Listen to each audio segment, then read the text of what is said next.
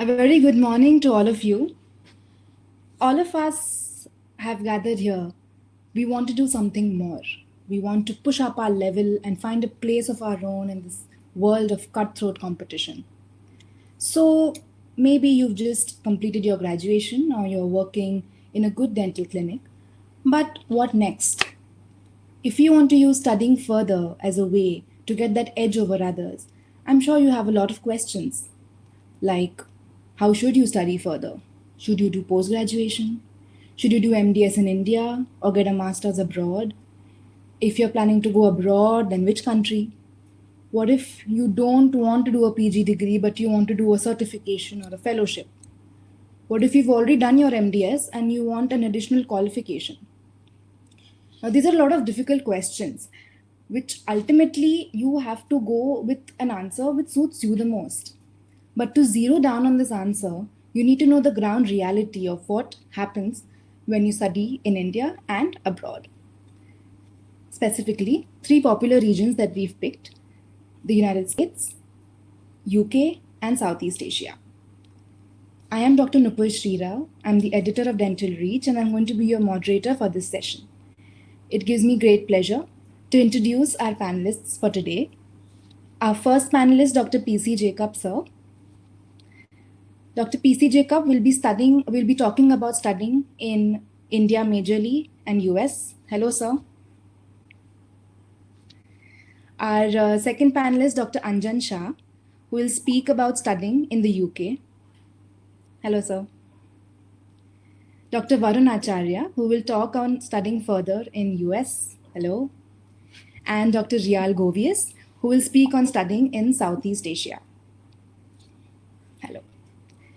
So they will all be speaking briefly about their region, and then the session will be thrown open to all of you for questions and answers.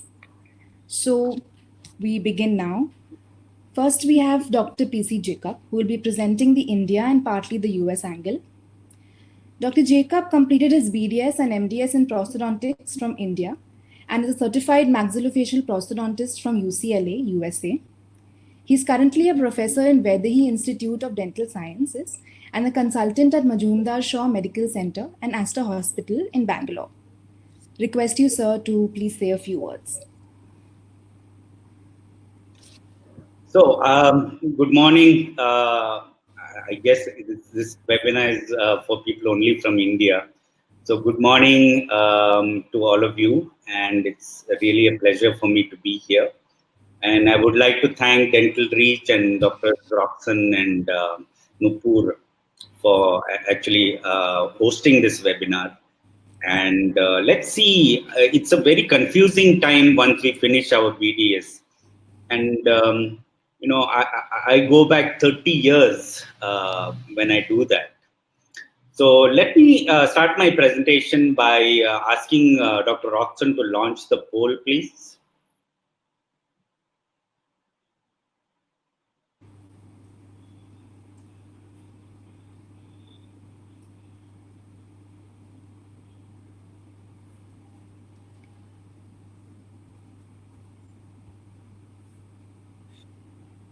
Is it launched?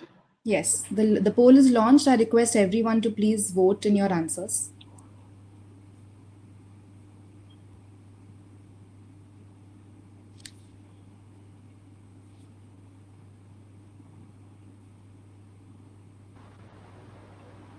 I think it's a simple poll, so we can really, it's just an open and shut thing.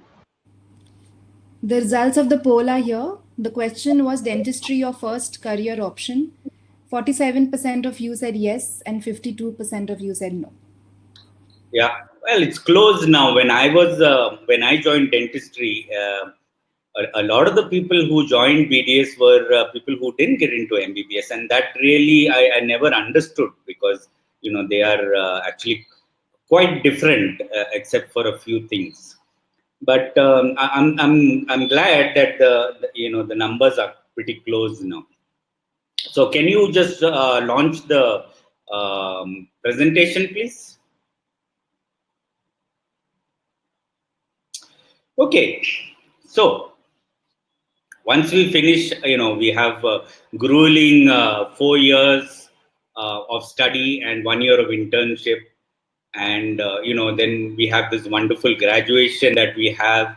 And, the graduation ceremony, especially in Manipal, I knew was such an elaborate affair. And they really made us feel so special and so nice. And our parents could attend it. And I actually tried to find some photographs of my graduation and I just couldn't find it. Anyway, so, and it's also great because for the first time in your life, you can actually put DR in front of your name and you're like, wow, I'm actually a DR. Then, a month or two later, we kind of come into this position. What do I do next?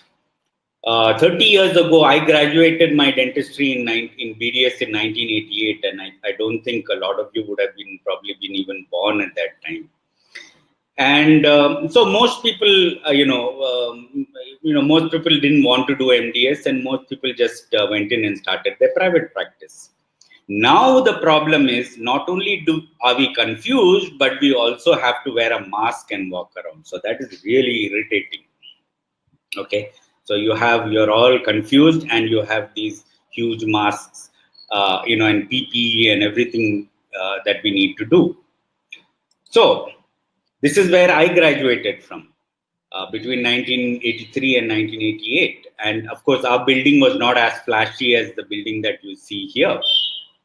And this is how we practiced. And, 3-4 months ago, this is how we practiced dentistry. And now it seems like a distant dream to us.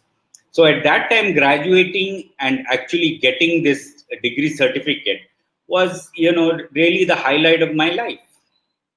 But I was always very keen that I wanted to go to the US to study. I was very sure about it. Unfortunately, I was not the most brilliant of students, and I did lose 1 or 2 subjects during my BDS time. And, there are very many reasons for that, but there's no point going into those reasons. And so after my BDS, I continued in Manipal, and actually during my time, internship was not compulsory also. But the advantage was there were only about 4 or 5 of us in the department, in the whole college, and therefore we got to do some amazing work there. So, what did I do next? I became a tutor there and believe me, my worst subject in my final year was prostho. But I became a tutor in Prostho, and I applied to a huge number of US universities, about 10-15 universities, and I got rejected by all of them. And I was like really dejected. So then I went in, I said, okay, I want to do a PG. And I went from Manipal to Annamalai University. Now, Annamalai University is in Chidambaram, which is like an overnight journey from Chennai. And it's like going from Bangalore to Bagalkot, something like that. And I don't know what made me do it.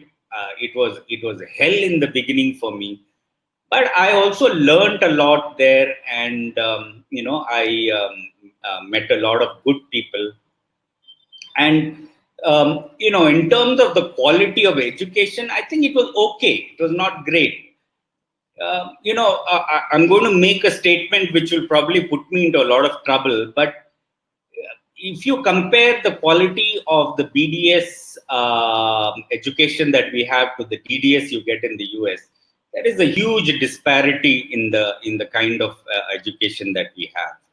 And also an MDS, if you compare an MDS here to what the grads study in the US, and I'm sure the same thing is in the UK, there is a huge disparity. So, except for a few colleges, there aren't very many good institutions giving good quality education as of now, and that is the absolute truth, although a lot of people will not accept it. So I came out with this degree, and that was my MDS degree. Roxanne, can you launch the second poll now?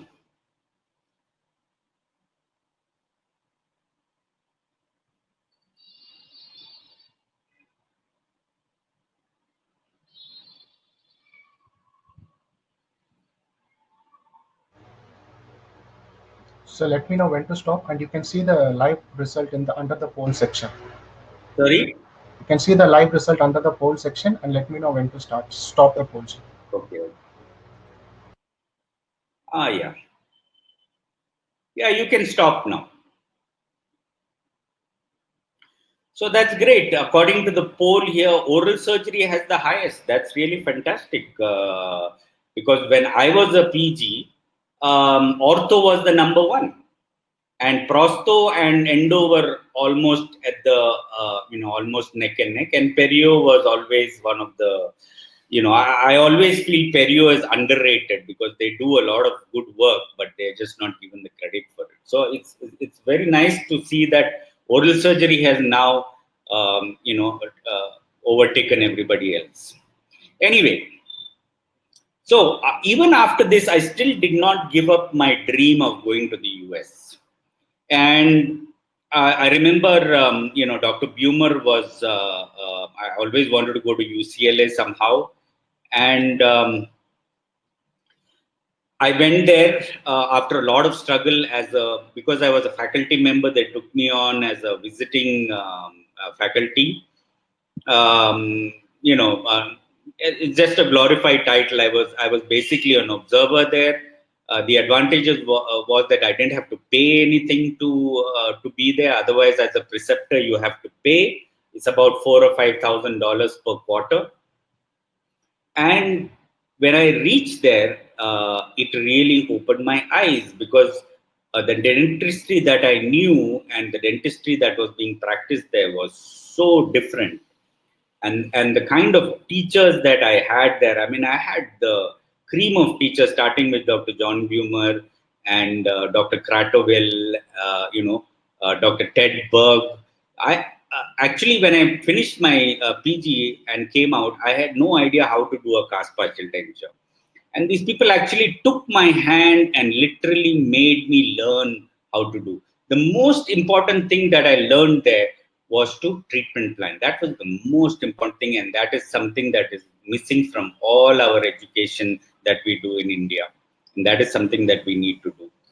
And thankfully, because I was not a US grad, they couldn't take me on directly into the program. So there was this fellowship from the American Cancer Society, which allowed me to go there and stay there for a year. And actually, he allowed me to treat patients. That is something that they normally never do.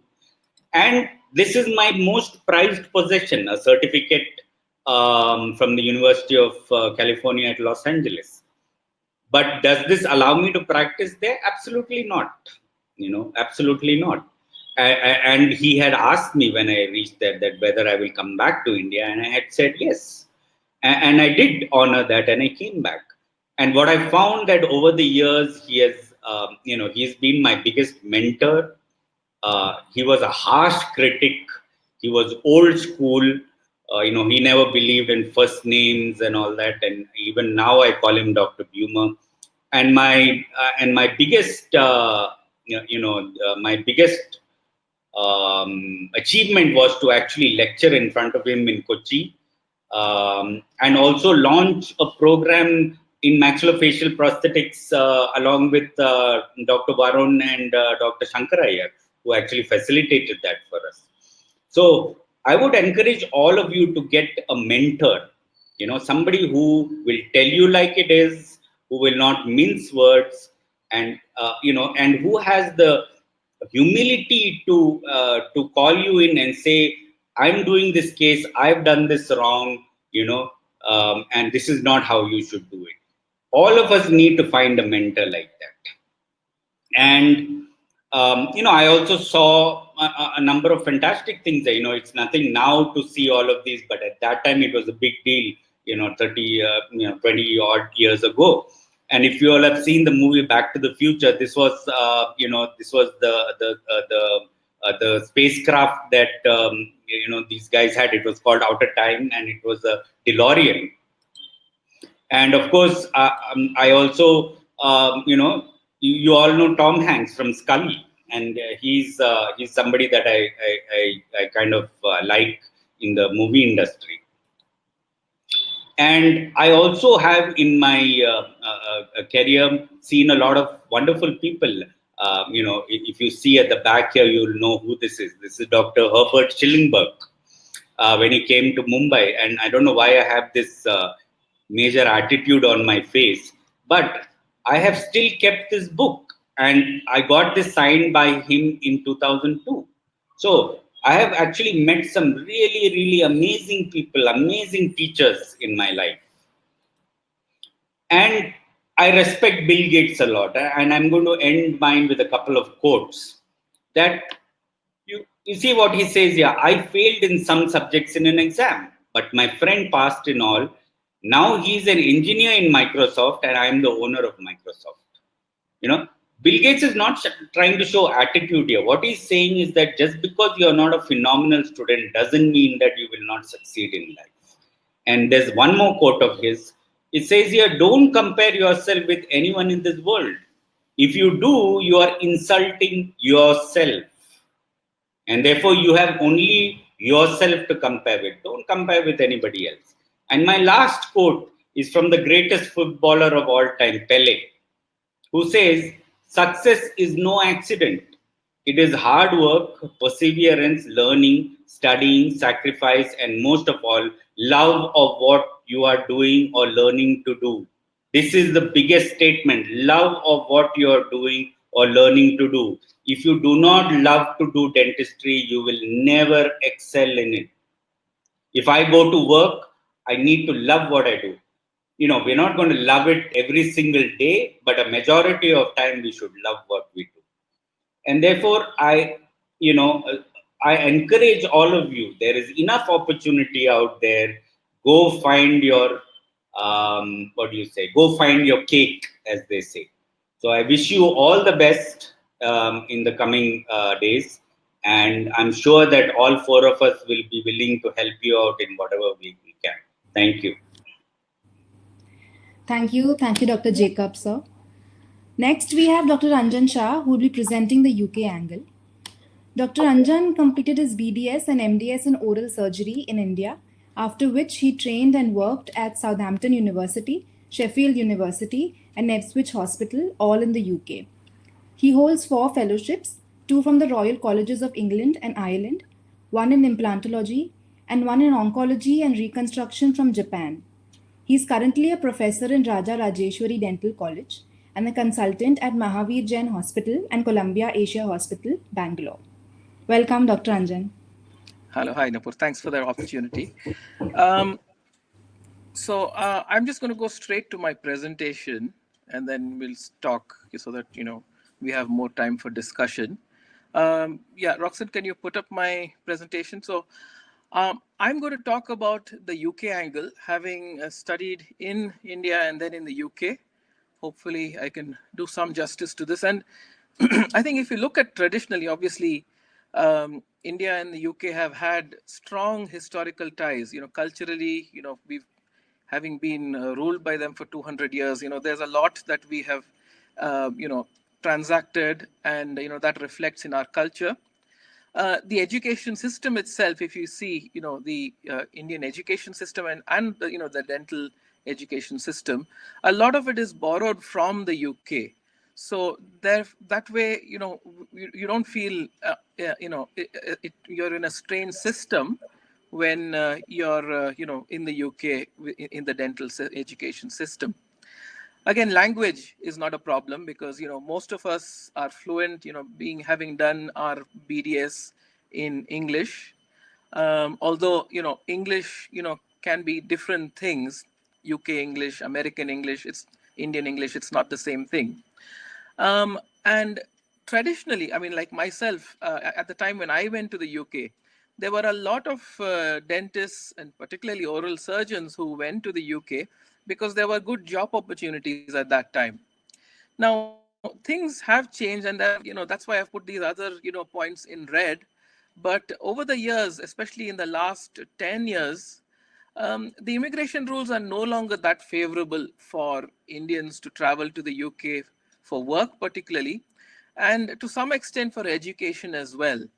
And a lot of that is because of the UK having merged with the EU and the EU rules, where EU citizens were given priority over anyone else in the world. Now, obviously, all of you know that the UK has now voted for Brexit, and Brexit is happening at the moment, and that may change. So the immigration rules at the moment, we're not certain what is going to happen, but possibly they may be a little bit more favorable. I think we'll have to wait and see. UK is an expensive place to live in. It's an expensive place to study in. And that's something that you have to be aware of if that's something that you're planning, that financially you need to have a plan of how are you going to pay for things, not only the education tuition fee, but also your living expenses. All of these are quite expensive in the UK. Now, if some of you are thinking of going there to train or to join a course with the plan for continuing there and working there, something that you have to be aware of is that both job opportunities and financial benefits in the UK are shrinking. So still, if we compare, pay scales in India to the pay scales in the UK, there is a huge difference. The UK pay scales for, dentists is much, much higher. Dentistry is much more expensive in the UK still, but the financial benefits are no longer as good as they used to be. Even when I compare 10 years ago when I was working there to how things are now, and speaking to friends there, they're saying that, it wasn't what they expected, and that, they know friends and colleagues who are working in India who probably are, doing as well, if not better than they are. So that's something that you need to be aware of. So my own story, so I did most of my training in India in government hospitals. I did my undergraduate training at Government Dental College in Bangalore. And, this is, me from my postgraduate days, actually. I can see I was more similar to one of you, but, I've lost some hair and I've, increased in volume. After finishing my BDS, I did want to do oral surgery. But, at that time, being a general merit student, number of seats were, very limited. And I didn't expect that, I would actually get into an MDS, very easily. And so decided actually to go to the UK to do my primary FDS. At that time, the primary fellowship in the UK was not run in India. And so I therefore decided that, I would go abroad and, look at opportunities there. And when I went to the UK, all the seats for that particular sitting of the exam were full. The next exam was going to be in 3 months. And so I then, had to think of what to do, whether to go back or to stay on. And I actually worked as a dental technician because, without a license to practice, I couldn't do dentistry. And I spent 3 months, working as a dental technician there. Amazingly, in those 3 months, I got a call saying that, I had got a rank in the All India entrance, and that, I could probably get into a master's program. So I decided to come back and pursue my MDS. I got a seat in oral surgery in Nair Hospital, Mumbai. And therefore, I put the, fellowship in the UK on a back burner. So I finished my master's, and the master's program in Mumbai was a great program. There was some really amazing work being done at Nair. I think there still is. And it was a very broad experience. But, as, Jacob said, there is a difference between training in India and training in the UK. In terms of the hands-on skills that you get, the approach to how we, think of a problem. We'll talk about that a little bit later in my presentation. But after doing that, I then, by that time, the primary FDS exams were being conducted in India in SDM Dharwad. So it was a little easy. I didn't have to travel again. And I wrote my primary FDS and actually cleared it the first time. So now, that opened up opportunities, because in those days, you didn't have to get a work permit to go to the UK. As long as you applied for a job, and if you had a primary FDS, there were a number of places where you could get a job as a senior house officer. But you needed a reference, and you needed a reference from a reputable person working in India who had links. And I therefore joined Kidwai Institute of Oncology, where Dr. Kumar Swamy, in many ways my mentor in head and neck oncology, was working. And it was, with his references and Dr. Khanna's references from Mumbai that I got my first SHO job in the UK. I followed this with doing an SHO job at Southampton. This is Barry Evans, the consultant who I worked for. And, I did my fellowship exams, and actually I did my final fellowship with Barry Evans, my consultant, being my examiner. He didn't ask me any questions. He obviously said, no, I know this person and I'm not going to, examine him. But he was actually one of the examiners there. That's why I've got this picture. And he was probably my second mentor. I then went on and stayed on in the UK for a few years, working as a staff grade and an associate specialist, during which I got my full license by doing the IQA exam.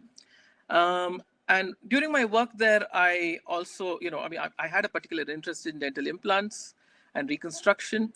And I realized that, implantology was something which, being an oral surgeon, I had certain deficiencies, especially in the restorative side of things, and decided to join a 18-month implant course at Sheffield, which again made a big difference to, my approach to implant-related problems. So my work in the UK involved working in general practice, taking out wisdom teeth, placing implants, and in hospital, working on, patients with trauma, oral cancers, etc. And I also started teaching at the hospital because they used to run courses for dentists, and that was my first, introduction to, getting into teaching. And I developed quite an interest in teaching. Now, at that stage, things had started to change in the UK as well. As I said, the economy was shrinking, the NHS funding was, under strain, hospitals were shutting down, and services were being moved. And I had come to India for a conference, and I got talking with a few friends back in Bangalore who said that there were possibly work opportunities back in India as well.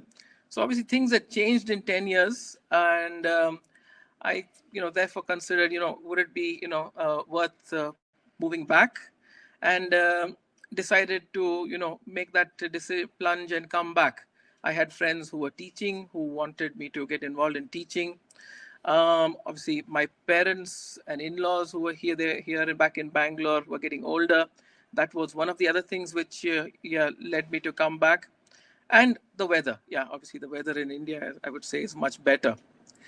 So at the moment, what is my role? I work as a professor in oral and maxillofacial surgery at Rajarashri Dental College. I am a consultant head and neck maxillofacial surgeon at Mahavir Jain Hospital. I also work in practice as an oral surgeon and implantologist, and I've still retained my license to work in the UK, and I go visit the UK and practice there for a few weeks every year to maintain my registration. One of the things probably which, was a big difference between the UK and here was, the opportunities both, in teaching as well, which are quite limited in the UK, and of being involved in the actual career development of the association. I, part of the Oral Surgery Association, we actually ran the conference in Bangalore last year, and I was the scientific co-chair. So these opportunities, I think I probably wouldn't have had if I hadn't come back. Yeah. So how is the training and studying in the UK? How did it make my career stronger? I think in India, the training tends to be more knowledge-based. It's not problem-based. So, for example, a patient like this, most of us would be able to, give a classification of some sort of, amount of bone loss this patient has or something like that. But if you were to give the patient, ask someone to give a treatment plan and say, how would you treat this patient? Many people would fumble. People would say, oh, take out all the teeth, give the patient a denture. Is that, how you would want to be treated? And I think, today, if I were to be asked that question, I would say, well, I would have maybe 3 or 4 treatment plans depending on the patient's wishes, the patient's aspirations, and the convenience for the patient, which I would have never thought about probably if I was working in India. We just think of patients as, we have a very paternalistic attitude, I guess. We treat them as pieces of furniture, and we decide the treatment plan and they just have to accept it. And that is different in the Western, way of treating patients. Communication skills, again, I think, we don't tend to communicate as much, I think, and that's something which we never really taught during our undergraduate training. We just instruct what treatment has to be done and the patients just have to follow. However, in the UK, we tend to have to explain things to patients. We take their opinions before making a treatment plan. And I think even in India now, people appreciate that. And I think that, again, probably made me a better dentist and a surgeon. Presentation and teaching skills, of course, again, having had experience there was a big advantage. And the opportunity to use the latest equipment and skills. So skills and teaching are both much more structured. The way things are taught, you have to achieve certain levels of skills. The way they are assessed is much more different. So these are some of the differences. The other thing is obviously financial stability. Having worked in the UK for 10 years gave me financial stability where I could then make decisions about, what I wanted to do. Now, coming to the opportunities in the UK for dentists, basically there are 3 areas in which, we can look at this. You may decide to go there to train further. You may want to do research, or you might just want to, work there in practice. So the options are, you could either join a hospital-based program, which is usually oral surgery, orthodontics. You could join a university-based program, which is a master's program or an MClin Dent program. Or you could decide to, do a master's and a PhD if you want to do research. And there are a lot of opportunities in research, but you need to have some background back in India before you think about these things, because research is something which, as an undergraduate, I know most of us are not taught. In practice, there are 2 ways of, getting into the UK local system, either the IQE or the ORE exam, now as it is called, and the LDS, which is from the Royal College. And both of these allow you to get into the local program, local practice licensate. Now, there are certain myths that people have. First of all, that because English is their first language, that, they can just go to the UK and work there. We are still considered to have that, that from India, English is a foreign language and we have to pass an IELTS exam. And I know a lot of people who are very clever who have actually failed the English speaking exam and find it difficult to actually get into courses and jobs. So the IELTS is something which is mandatory, which, all of you would have to do if you want to go to the UK. The other thing is, an exam is not required to get a temporary registration, so you can get into a course and not have to worry about giving a registration exam. The MFDS or the MJDF does not give you a license to work in the UK. It looks good on your CV, but beyond that, it's not much. And finally, the exams, I've already talked about that. And for, time being short, I'm not going to go to the details of that. Now, the main hurdles of working in the UK are, you need to get a work permit, and work permits are not easy to get because, as I said, the economy is shrinking in the UK and there aren't many job opportunities.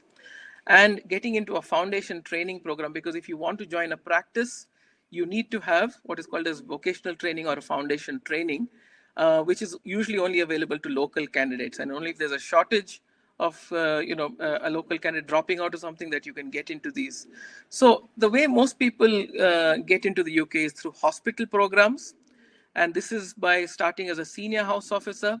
Again, this is how most of us, like myself, went to the UK, but there are much fewer opportunities at the moment, but this may change. The medical training initiative, which is the other way of getting in, we have a few tie-ups between universities in the UK and in India. We have one from our hospital where we work, where we have a resident go to the UK to do 2 years training in a medical training initiative as a registrar. if you want to go any further, these programs are very competitive, but and they're quite long as well, as you can see, 7 to 12 years. But financially, they're quite rewarding. University courses, there are two types: the MSc and the MClindent. And I'll give you some links at the end, which have a lot of the information about these. But remember, MClindent are clinical programs, MScs are research programs. So be careful when you choose a subject. Just because you're doing an MSc in oral and maxillofacial surgery doesn't mean that you will be actually treating patients. You might only be doing research. So be careful about that. But it is particularly useful either if you're looking for local academic jobs or if you're planning to come back with an additional qualification.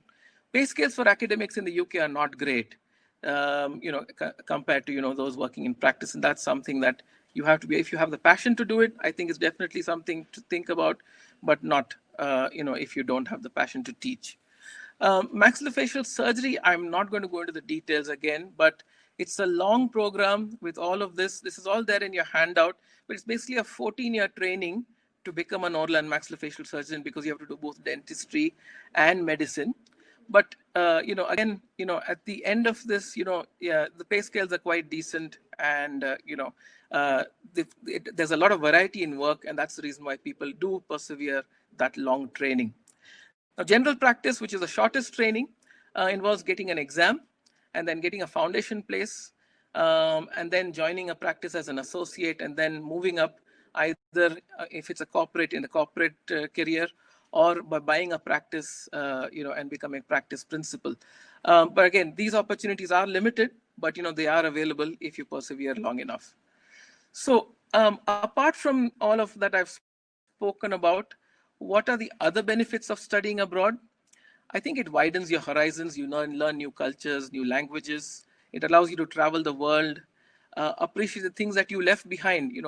When you go there, you realize how social, meetings are so important, and you miss them. You miss the weather, you miss the family, and sometimes you probably tend to appreciate what you left back at home a lot more when you move abroad. So these are some links, some resources that I've put up. This will be there in the handout, which Roxanne will send to all of you as well, and hopefully, that will be useful. Thank you. Thank you, Dr. Anjan. Our next speaker is Dr. Varun Acharya, presenting the USA angle in depth. After his BDS in India, Dr. Varun completed his MS degree from NYU, USA. Further, he got his Maxillofacial Prosthodontics Fellowship from the University of Texas, USA. He's also a fellow of the American College of Prosthodontics and a diplomate of the American Board of Prosthodontics. Currently, he's a private practitioner at Chennai. Request Dr. Varun to please share his perspective. Thanks. If you guys can start the webinar, please. Perfect. So thanks to the organizing team from DentalReach, Roxanne, Nupur. That was a wonderful introduction. Thanks so much. And Dr. Jacob, as always, it's a pleasure working with you, and thanks for giving me this opportunity. I'm here to talk about the very, very confusing method of getting into the United States. There are a lot of permutations and combinations, and I'm going to go into in-depth detail about each and every one of them. I saw some of the questions already, and you guys are really looking for sort of practical advice. The best advice is going to be not from this webinar. It's going to be by your own hard work and research on a Google search, because that is going to give you the most up-to-date advice. Don't take anyone's word for it. But this is a good sort of starter pack to get you oriented into what the application process is like to get into the United States. So I have no financial disclosures. I have no affiliation to the organizers or the sponsors. And I started my dental education in Savita Dental. This place has really grown from strength to strength. If you ask me, it's one of the best places to do PG also in the country now. And it's definitely one of the best places to do your BDS.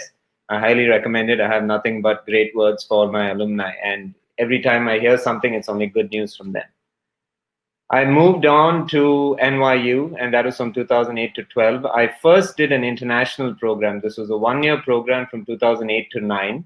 And this was a full clinical prosthodontic program, right? It was not like an observership where you can't see patients. It was none of that. It was like a PG program. How it was kind of limited was they would limit you to simple cases. So you would maybe do 3 or 4 units maximum of an implant restoration. but you would not do, let's say, a full arch. So that was 2008 to 2009, the international program. And then I went into the regular PG Pros program, which was from 2009 to 2012. Now, what became interesting here was 2 months into my international program, I had applied for the PG program and they told me, you're in. I applied to multiple places. I got into NYU. And so essentially I became like a 4-year PG Pros resident. So that limitation of giving me simple cases so that I can finish in that 1 year of that international program was removed. And they started giving me much larger cases which required extractions and sinus lifts and implant placement and full arches and whatnot. So I was very fortunate that I had 4 years to complete these requirements. A lot of my batchmates had only 3. So NYU was a fantastic place. There was a lot of work and there was a lot of play, and I really made a lot of good friends who I'm still in touch with this day. Your faculty are your friends. You know, we talk to them like as though they are our buddies, and it's not like this sort of elevated position which seems to happen in India when it comes to the faculty-student relationship. And that really nurtures learning. I like that a lot. I then moved on to a super specialty or a fellowship, and this is in maxillofacial prosthodontics, and this was at the UT MD Anderson. This was after NYU. So I did 4 years at NYU, and then I went on to the 1 year of the fellowship in maxillofacial pros at MD Anderson. And so this is where I learned to treat oral cancer and make noses and eyes and ears and obturators and stuff like that. This on the left side is Dr. Jack Martin. He's one of the legends. I'm sad to say he's now retired. But this guy, in keeping in spirit with Texans, you know, anytime he gets some free time, he'd be looking at where's the nearest shooting range opening up and where can he buy his guns and ammunition. And this was Kong. He was an excellent technician. He's still there at MD Anderson, and they do a fantastic job. MD Anderson is the most organized hospital I've seen in the world. The place runs like clockwork. They have thousands of employees. It almost seems like nothing is missed, and it's just brilliant. It's just an exercise in administration of a hospital. It's fantastic. So something changed from NYU to MD Anderson for me. At NYU, I was intensely busy. We had a requirement of, 300 units and 20 sets of complete dentures and 10 partial dentures and all kinds of crazy requirements. And so we had a lot of lab work to do. And frequently I was in the lab till about 10, 11 p.m. at NYU. I finished NYU, I graduated, I cleared my requirements, and then I got into MD Anderson. MD Anderson was a job that paid me. I got a stipend. But what that also meant was hospital hours ended at about 6 p.m. and then I had nothing to do. So now I was used to this life. I had my cousin in the city, but he was busy with his own work. So I was, kind of jobless 6 p.m. onwards. So I said, what is an effective way to sort of use this time? So I applied for a master's in healthcare administration at Grand Canyon University. These guys are based in Arizona.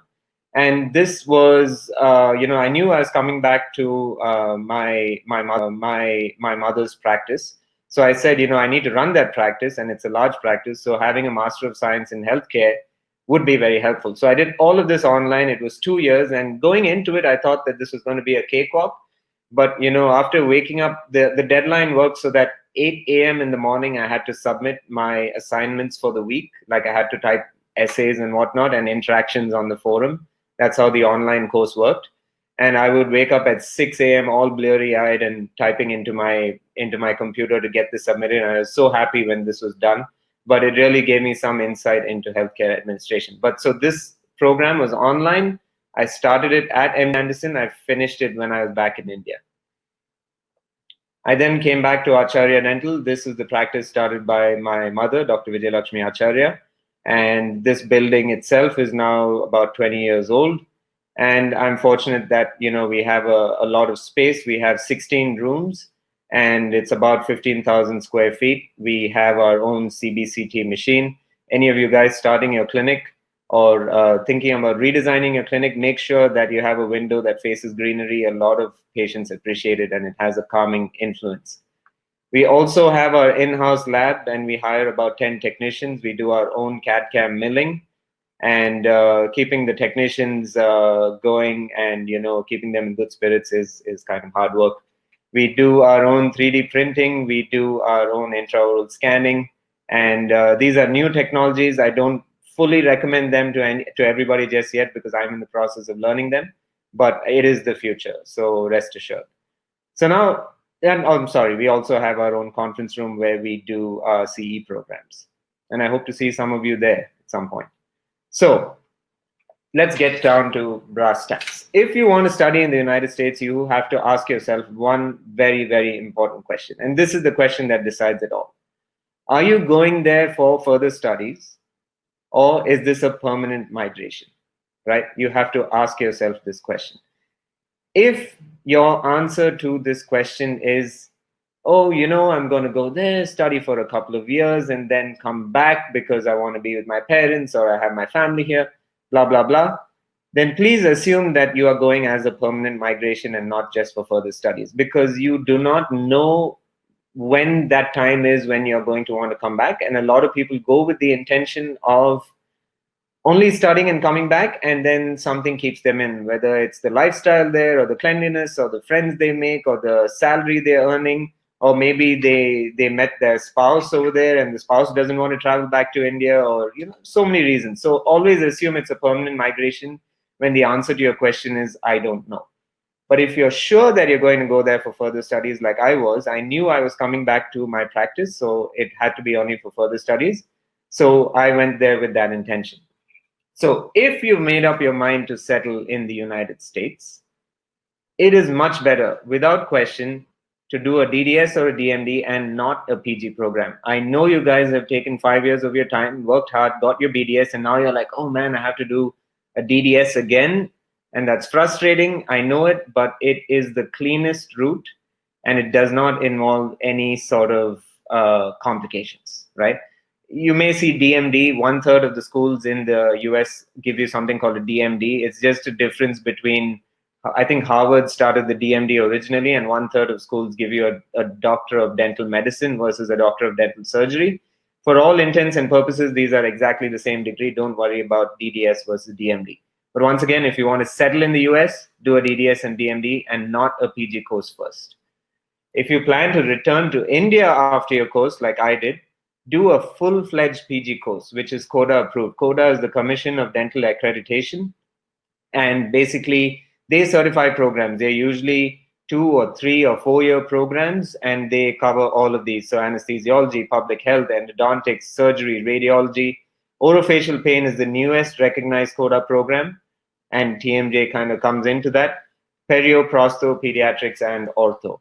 I've always been told that ortho is the hardest to get in the US. But if you plan to come back, do a PG course and then come back to India. But you need to be firm in your mind about that.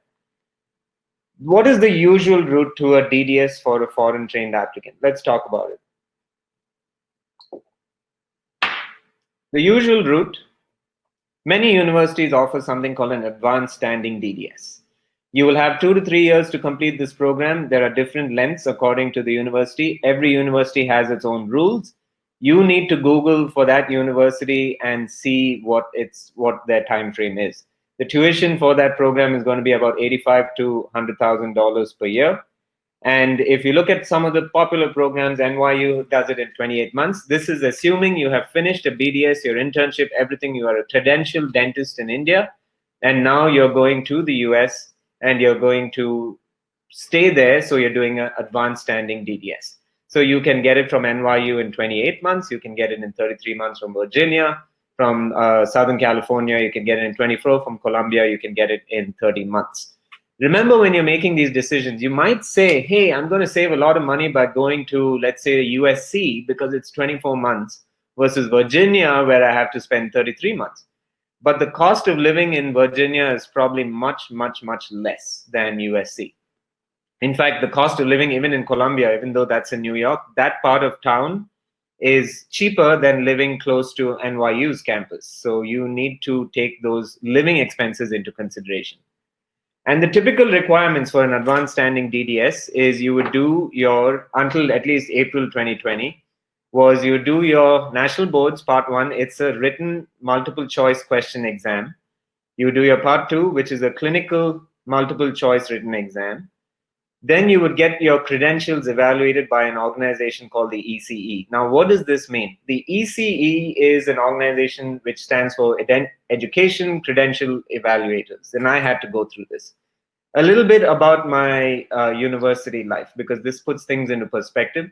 But when I completed my 4 years of my BDS, I did not stand first in any subject, right? I was not a topper in any subject at all in all 4 years of BDS. However, I got very lucky because aggregate total, I ended up being first after those 4 years, right? So that was something which was in my favor. But I don't know how the scoring is in BDS these days, but like a high score in let's say, I don't know, prosthetics would be something like 70%. So now I was worried. I was saying, okay, I'm going to send my credentials into the ECE, and they're probably going to grade this as, okay, 80 to 100% A, and 60 to 80% B, and so on and so forth. So I just thought my credentials are going to get wrecked because of the Indian way of scoring, where they never give us really high scores in our exams. So I just thought I'll get a bunch of Bs and I'll get a low GPA. I was fortunate, by God's grace, that it came back as a 4.0 GPA, which is the highest score you can get. And I assume that's because they are not looking at my scores individually, they're looking at it on a curve, right? They're comparing it to other people who have also applied, or maybe they have all the transcripts of every student, so they know how I've done overall. Why am I saying this? It's very important. You should not think that you're now applying to post-graduation and therefore your marks in India are not important. Your marks in India are extremely important. The way you score in your BDS is going to be a huge deciding factor on whether you get into the US or not. So take it extremely seriously. TOEFL is the test of English as a foreign language. Some universities say 90 is the minimum score, and some universities say 100 is the minimum score.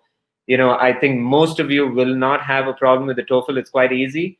I still went through like a TOEFL training course just to understand what the exam was all about. And I suggest you do the same, just so you're not surprised with the TOEFL score. You would take that exam in India. Letters of recommendation, super important. You need to be, usually they ask you for the head of an institution like a dean to give you a letter of recommendation, and then you need probably 2 letters more. Don't burn bridges when you leave BDS. You can't be like, hey, I'm done with BDS. I hate all my professors. I'm never going to talk to them again. That's a bad idea. Keep everyone in your good books. And some programs require a bench test, meaning they will ask you to maybe prep a tooth or do a carving or do some such, but they will list this out clearly in the website. No one's going to spoon feed you and tell you, this is the program that you need to apply for. Google it, do your research, because you will learn more about the process yourself. NBDE has now changed. So everyone knows the national boards. It's now changed. It's now become the INBDE as of August 2020. And you can find more information. So if you're a new student applying, you're probably not going to get into the NBDE cycle, because as of August this year, the first integrated national board exam will be administered. These are long exams. They're 8 hours on one day and 5 hours on the next day. The INBDE is not yet very clear how they're going to administer it, but you need to be sort of aware that this is changing, and look at the rules and study for yourself what are the requirements of this exam and how they're going to administer it. But it's going to be new because no one really knows.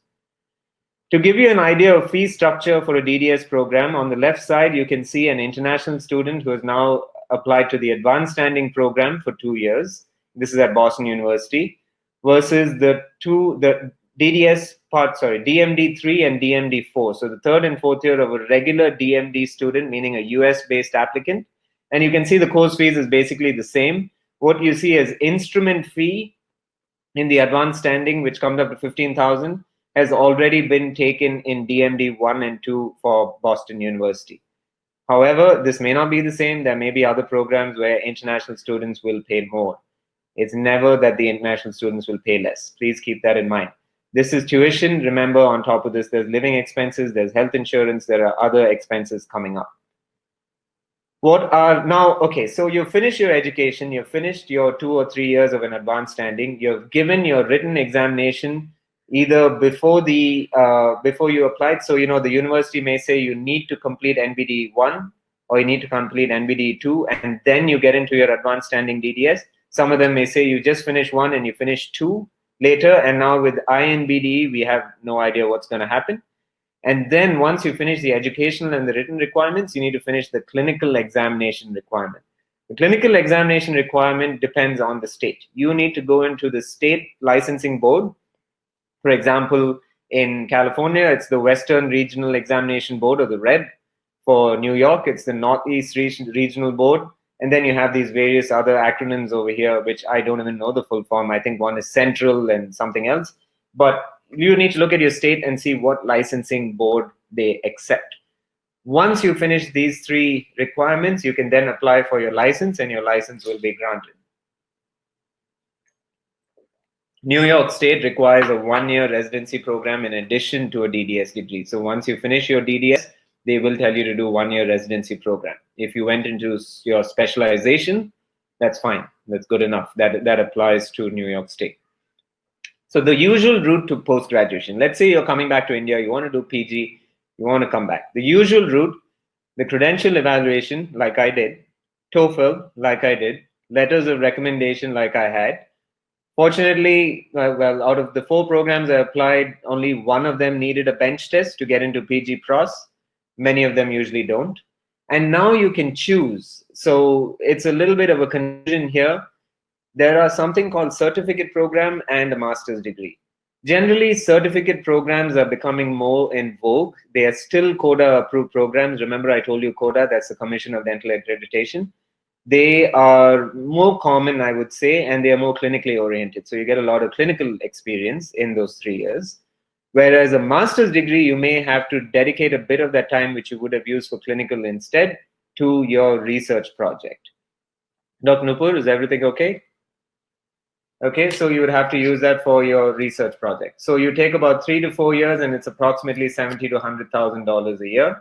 And this is the fee structure in a PG program, which you can see it basically comes to around $90,000 for Tufts, but then living expenses and everything else, it costs a lot more. It costs about $123,000. Finally, this is a difference. So I just showed you a tuition structure, which was in Tufts. And now I'm going to show you, like UCLA, they pay you a stipend, but be very careful. UCLA will not accept foreign graduates. So if you are a graduate of a non-CODA accredited dental school, look at the last line, you need proof that you're a US citizen, US permanent resident, Canadian citizen, or H-1B visa holder, and your eligibility to work in the United States. So usually when you go in as a student, which is the easier visa to get, it's an F1 visa. But here they're saying if you want to be paid the stipend and get into our program, you need to be a work visa holder, an H-1B. And as you know, those are harder to get for these days. So watch out, if your program is paying you a stipend, it's usually not going to work out so easily for international students. So once you finish a CODA accredited PG program, you can apply for specialty board certification. I completed this in 2017, way after I was back in India, because it was a long process. So I did the American Board of Prosthodontics. Remember when you do the board certification, it does not qualify you for licensure in the US. You do not, just because you've got your boards in your specialty, not the national boards, the specialty boards like perio boards or pros boards or whatever, you do not qualify for licensure in the US. It's just a way to improve yourself. But if you want to be a program director and you want to run a program in the US, and this has happened, international students have come in, done PG, done their boards and become program directors, then you need that board certification. That's compulsory. And if you're applying to, let's say, the Middle East, with a board certification, you could, for example, get into Dubai. You don't have to give any exam. You can just say, I'm an Indian trained dentist. I went to do my postgraduate perio in the US, and then I did my board certification. And they will, with open arms, welcome you in, because you don't need to do any examination. You're already qualified for practice in the Middle East. How did I do my fellowship? I went to UT MD Anderson. These are the other options, right? You have the University of Texas MD Anderson, which is what I did. You have Sloan Kettering, UCLA, the Navy, the Air Force, Mayo Clinic, and University of Alabama in Birmingham. As far as I know, only MD Anderson accepts international students. You have to be a US PROS graduate. before you're allowed to enter this program. So you have to finish a 3-year PG Pros program in the US. Then MD Anderson can accept you. It's very, very competitive because it accepts only 2 to 3 fellows a year. We do get a stipend, so it's like a job, and it's a full-time clinical program. Mayo and Alabama, I'm not sure, but I believe they only accept people who have done their DDS in the US and then their PG, or have a valid license to practice. And these 4, for sure, you need to have a US DDS and a license to practice. And of course, the Navy and the Air Force, you need to be military. So that's not going to be an option open to you. The usual route, the unusual route to licensure, and I'm sure many of you want to hear this, like what are the ways you've done your BDS, what you want to do is you want to do your PG and you want to get in. So before we do that, can we launch the poll, please?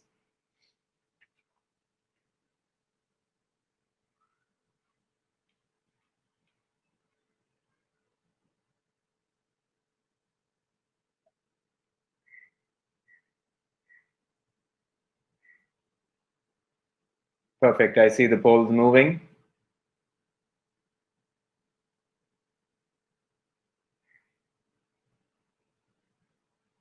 And I'll end the poll in about 5 seconds, I guess, or maybe 10 seconds, because it's a lot to read.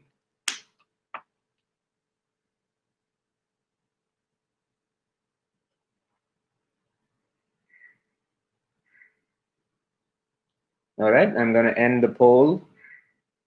And yes, so as suspected, most of you want to do a short-term 1 year or less course and want to practice. I'm sorry, but that option is not going to work out for you because you have not done a CODA-approved program.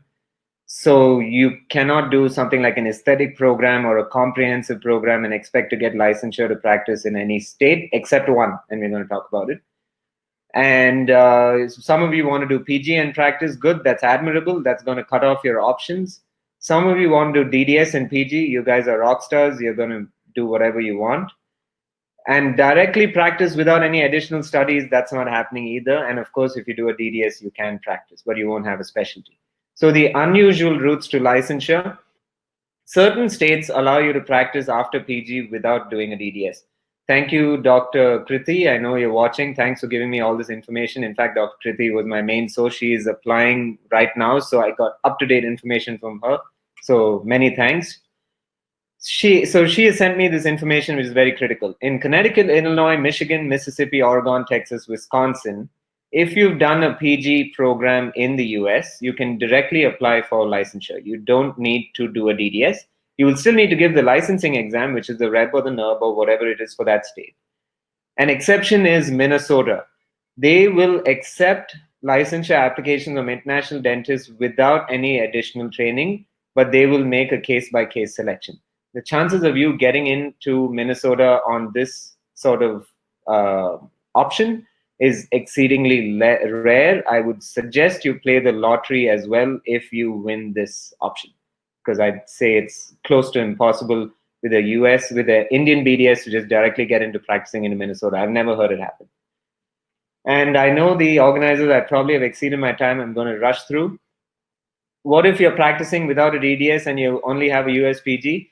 Some states, we've heard this, right? This may or may not be true, but they say after you work for a certain number of years, 5 or 10 years in a certain state. So let's say, coming back, you got your PG from NYU.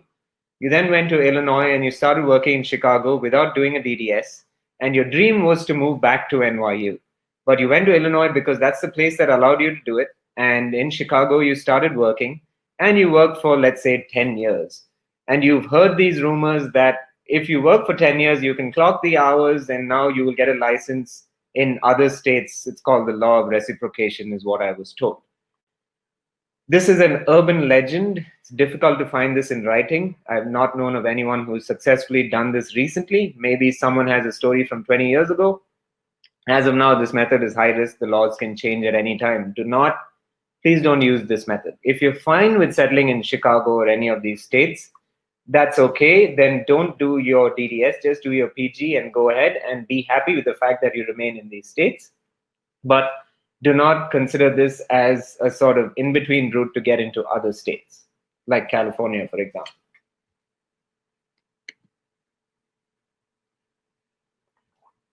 and a little bit more to go. Universities do offer a faculty practice. So let's say you finish your post-graduation at Rutgers in New Jersey, and now they give you an option to practice within the university as a faculty. So they'll tell you 4 days a week you teach, 2 days a week you can do faculty practice, and you can treat patients and you'll get paid for it. Remember, it's not your clinic, it's not your equipment, it's not anything, but you're still practicing, you're still making some money. So it's not bad, it's a compromise. A lot of universities offer this.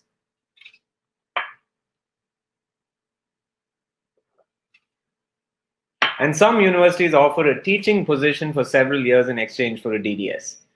This one is a high risk move, okay? So they will say, you've done your PG ortho. Please come to our university, teach for 4 years, we'll give you a DDS. This is high risk because the university rules and laws can change anytime. Usually when laws change, it's against your favor. So please don't consider this option. So I messaged a friend of mine yesterday and I asked him his experience because I know he went through this route. He did his PG Pros at NYU. And then he said, I want to get my DDS and I want to work in New York alone. So I messaged him yesterday and I said, look, I'm doing this webinar. Please give me some insight what you went through. This is kind of a barter system. Teach for us, we give you a DDS. Sounds exciting, right? This was my communication from my friend.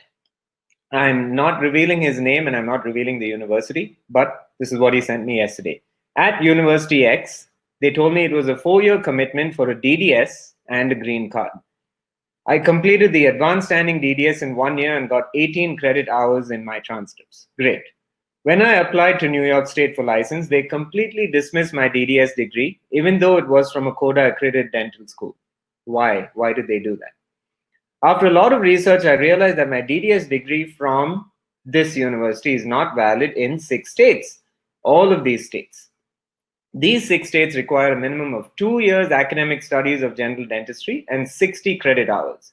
Every academic year should have 30 credit hours in the transcripts. And this is his own words. They had no clue about what they were doing at my university. So this is someone who signed up for a 4-year commitment of DDS plus teaching, did all of it, goes to New York, wants to get his DDS degree and his license to practice in New York because he loves so much. And they said nothing doing because of some vague rules. They were just not able to do it.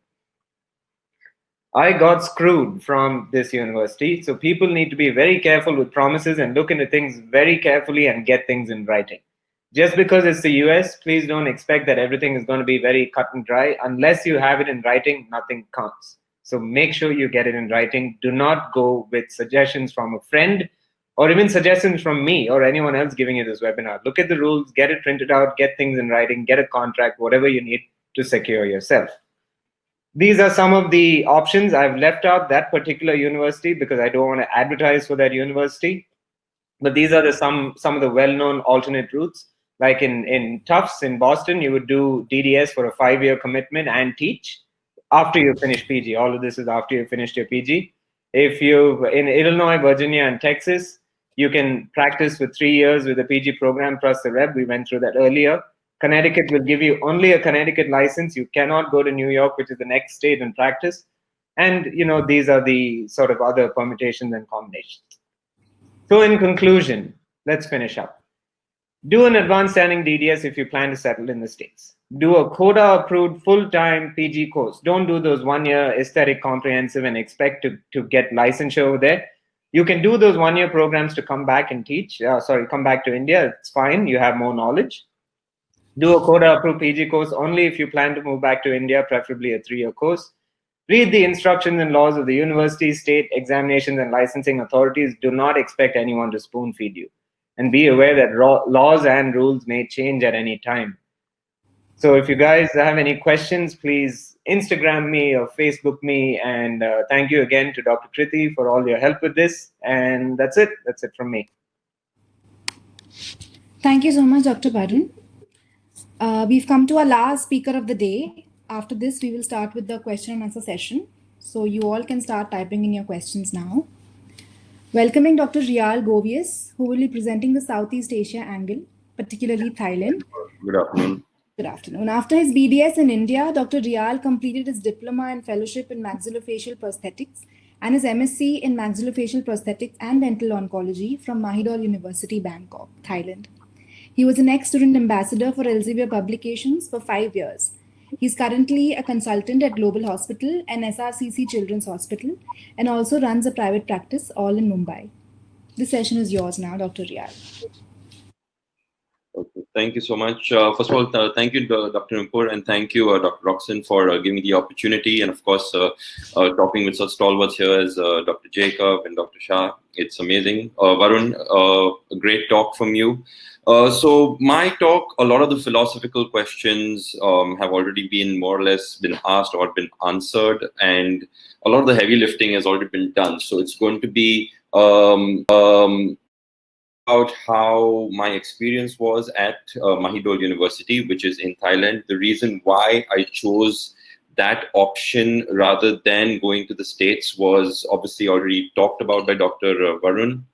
I found it a little bit too intensive for me. I wanted to have a slightly quicker route at doing my postgraduate degree. And while I was obviously researching on the net, I came across this option, and that's why I chose to go to Thailand at Mahidol University for my interest in maxillofacial prosthetics. So it was a highly intensive program which dealt only with maxillofacial prostheses, okay, and a lot of it was done in the center because they have one of the largest centers for maxillofacial prosthetics in Southeast Asia. So that was one of my major reasons for choosing it. And also the way they had structured their course, which I will tell you now. So it's a very good option for international students who would like to apply.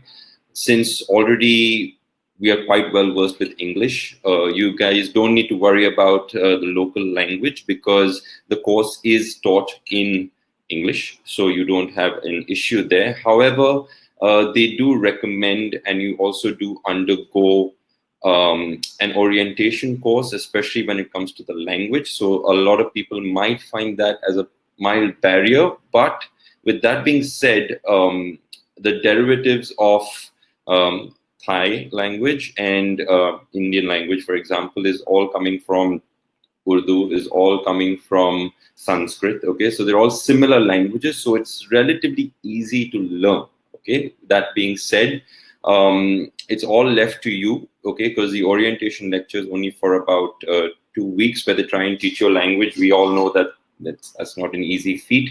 So it comes over time, and I'm sure, as we all know, a lot of you have studied in the South, for example, you're supposed to learn local languages. You can at least communicate with the patients there. Okay, so that's why it's something that you guys should undertake. So this was the Faculty of Dentistry. This is basically the main building where we operate. It's an entire hospital that is related only to dentistry, and all the different faculties are located in one building. This is in the center of the city, so it's more or less very convenient for the patients to get there, and it gives you the opportunity to work with as a full team. Okay, so that's one of the major advantages that we had, that we could communicate very easily with all the different faculties. Everyone was just together. We had a lot of tumor board meetings. We had easy access to go and observe major surgeries that were undergoing. We could help plan with them. So it really helps give you a cohesive learning experience when you are studying over here, okay? So that's one of the biggest takebacks that I had when I had gone to Mahidol University. So like I said, they have multiple campuses, okay? The main one being the Faculty of Dentistry, which we would be operating from, where you are taught. And you also get a chance to work at the Salaya campus, which is basically located slightly off city. This is where the main campus is. So you get to shuttle between both of the faculties. And it gives you a very good learning experience, as well as they have more facilities in the Faculty of Dentistry in the city. But in the Salaya campus, you have more of the advanced, larger machines. So you have your laser knives and all of that, which are present in the hospital here. So it gives you an option to understand and learn from both of the different environments. And of course, then you have the main campus, which is at Salaya, which is the Faculty of Graduate Studies. So this is where you would go to do all your administrative work. This is where you would present your thesis, and that's how you would go ahead and learn and finish your entire program. So these are the different international postgraduate programs that are actually offered there. Okay, so you have a doctorate program, the master's degree, which includes the maxillofacial prosthetics, which I did, but also, as you can see, they're more or less covered almost all the different faculties when it comes to dentistry. It's not very difficult to get into these courses. You obviously have to have your TOEFL scores or your IELTS scores, which were mentioned before. A lot of this information is available when you go to the website. I'll just share the link shortly, and you guys can definitely check that out. Beyond that, if you have any other further questions, I'm very happy to answer them. The main thing being that these programs are quite catered to a learning experience, and is very patient oriented. So it's not like other programs where you're just going to be an observer, or you'll be spending a lot of time in the lab and not really working on patients. You really do a large number of patients, and you're given a lot of experience there, and you are mentored. So each student will be put under one instructor, and you will be taught with them throughout your entire learning period, and you would also be working as part of a team. So it really helps when you join into any of these faculties to understand exactly who you are going to be under working, and how they are going to be taking you through their program. So you actually have a very open communication with the director of the program, and you can actually have them structure the way you would like to learn. Okay, and they're quite open to any sort of these opportunities. Okay, so you do have the option. So if you actually put it forward that I would like to learn a little bit more about, let's say, partial dentures, or I would like to learn a little bit more about implant retained prosthetics, or I would even want to do a little bit of ortho work. So when those cases comes, if it is up to your program director, and if he sees that you're quite capable of doing it, then they will actually give the opportunity. So if you want to do a little bit of root canal work, you want to do a little bit of perio, you are allowed to do that under their guidance. Okay, but this only comes if you are doing the full-blown residency program. This won't come if you're doing a diploma course. So you should just make sure of what you would like to do. Okay.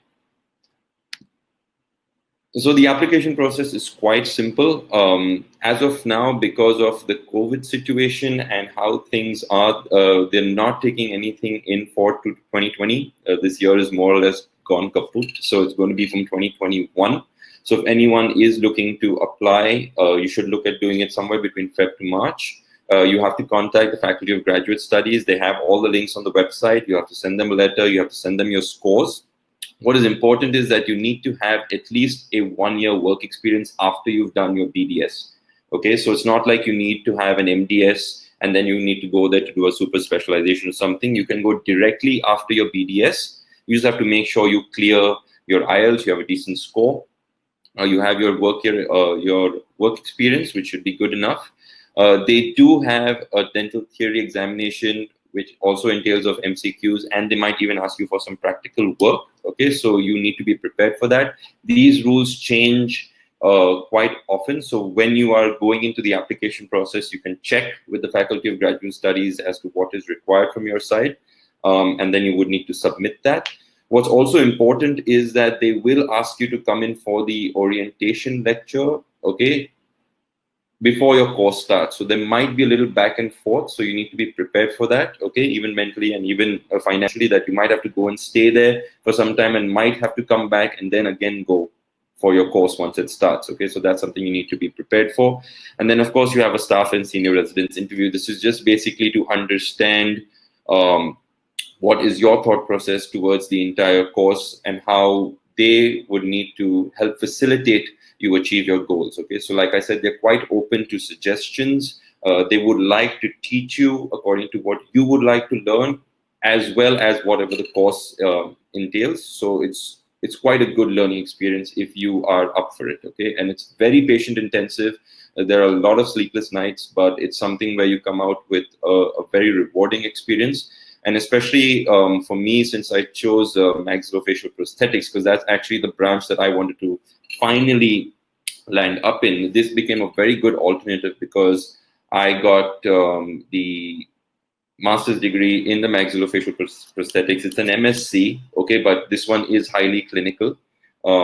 We were doing anywhere between 300 to 400 cases, all right? So it's a large volume of patients. And since they have these large number of cases, you're actually left to do a lot of the work, even the lab work, okay? So it's a very good enriching experience for maxillofacial prosthetics.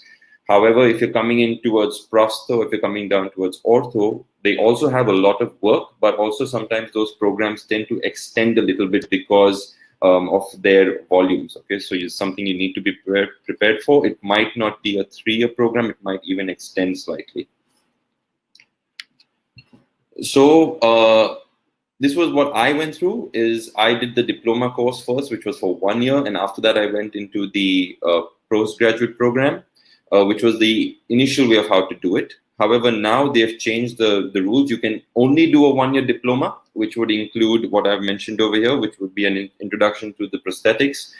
They only do adhesive-based silicone prostheses, ocular prosthetics, and of course you have a case examination, okay? So each of the different programs also have different structures, of which you can obviously view on their website, and you could take it from there. Then, of course, you go into your master's, which is 2 years program. So now they've combined everything. So now you have a 3 years master's, okay, where they go straight into intensive maxillofacial work, and you're working as part of a team. And in this, when you're doing the master's, of course, you have a thesis with publication, okay? So this is a little bit important because you have to understand that even after you've done your thesis, you need to publish it, okay? And you need to have a journal article that is done by you. So this might increase your timelines, okay? If you're not able to publish it within the time frame that you are there and you're waiting for them to process it, or you're still undergoing review or something like that, it might take longer for you to graduate because this is one major requirement that they need. So it's something that you have to factor in when you are applying. So that's it. It's pretty more or less simple. Your future prospects when it comes to Thailand or working in that part of in Bangkok especially, the opportunities are such that you have to actually pass their licensing examination, which can get a little difficult because it is in spoken and written Thai, okay? So you need to make sure you have got the language down pit-pat, which is, it's no easy task, okay? The language is quite difficult to learn, okay? Especially if you have to read and write it. So you have to be prepared for that if you really want to start practicing there. However, the degree is valid, your degree is also valid. So in terms of paperwork, that's okay. It's just the fact that you have to clear that one examination, which could be quite a stumbling block if you're not good with your languages or if you're not able to grasp the language as quickly as possible. However, if you don't want to take this route and you don't want to practice there, but you still want to teach over there and you want to get a teaching position in the faculty, that's absolutely possible. The only thing is that you need to also do the doctorate program because they've changed the laws now. And if you need to be a faculty member, you have to have a PhD. So that means after you've done your master's, you also have to enroll in the doctoral program. And after you graduate from there, then only can you get on their board, okay, and then only you can be a faculty member. So the process can be quite long and quite drawn out. So if you're prepared for that, it's definitely a very good option. And you can get more information if you go to this website. There are also other universities. One is Chula, okay, it's CHULA. You can just type that out. And they also do take international students. Also, Mahidol has started something for like a DDS program for international students. So that is something that did not exist while I was training there. They have one of the largest simulation centers in Southeast Asia. So it's a great experience if you want to own your skills and do something equivalent to a DDS. I know you've done your BDS here, but if you feel like you want to improve on your skills, that's a great option.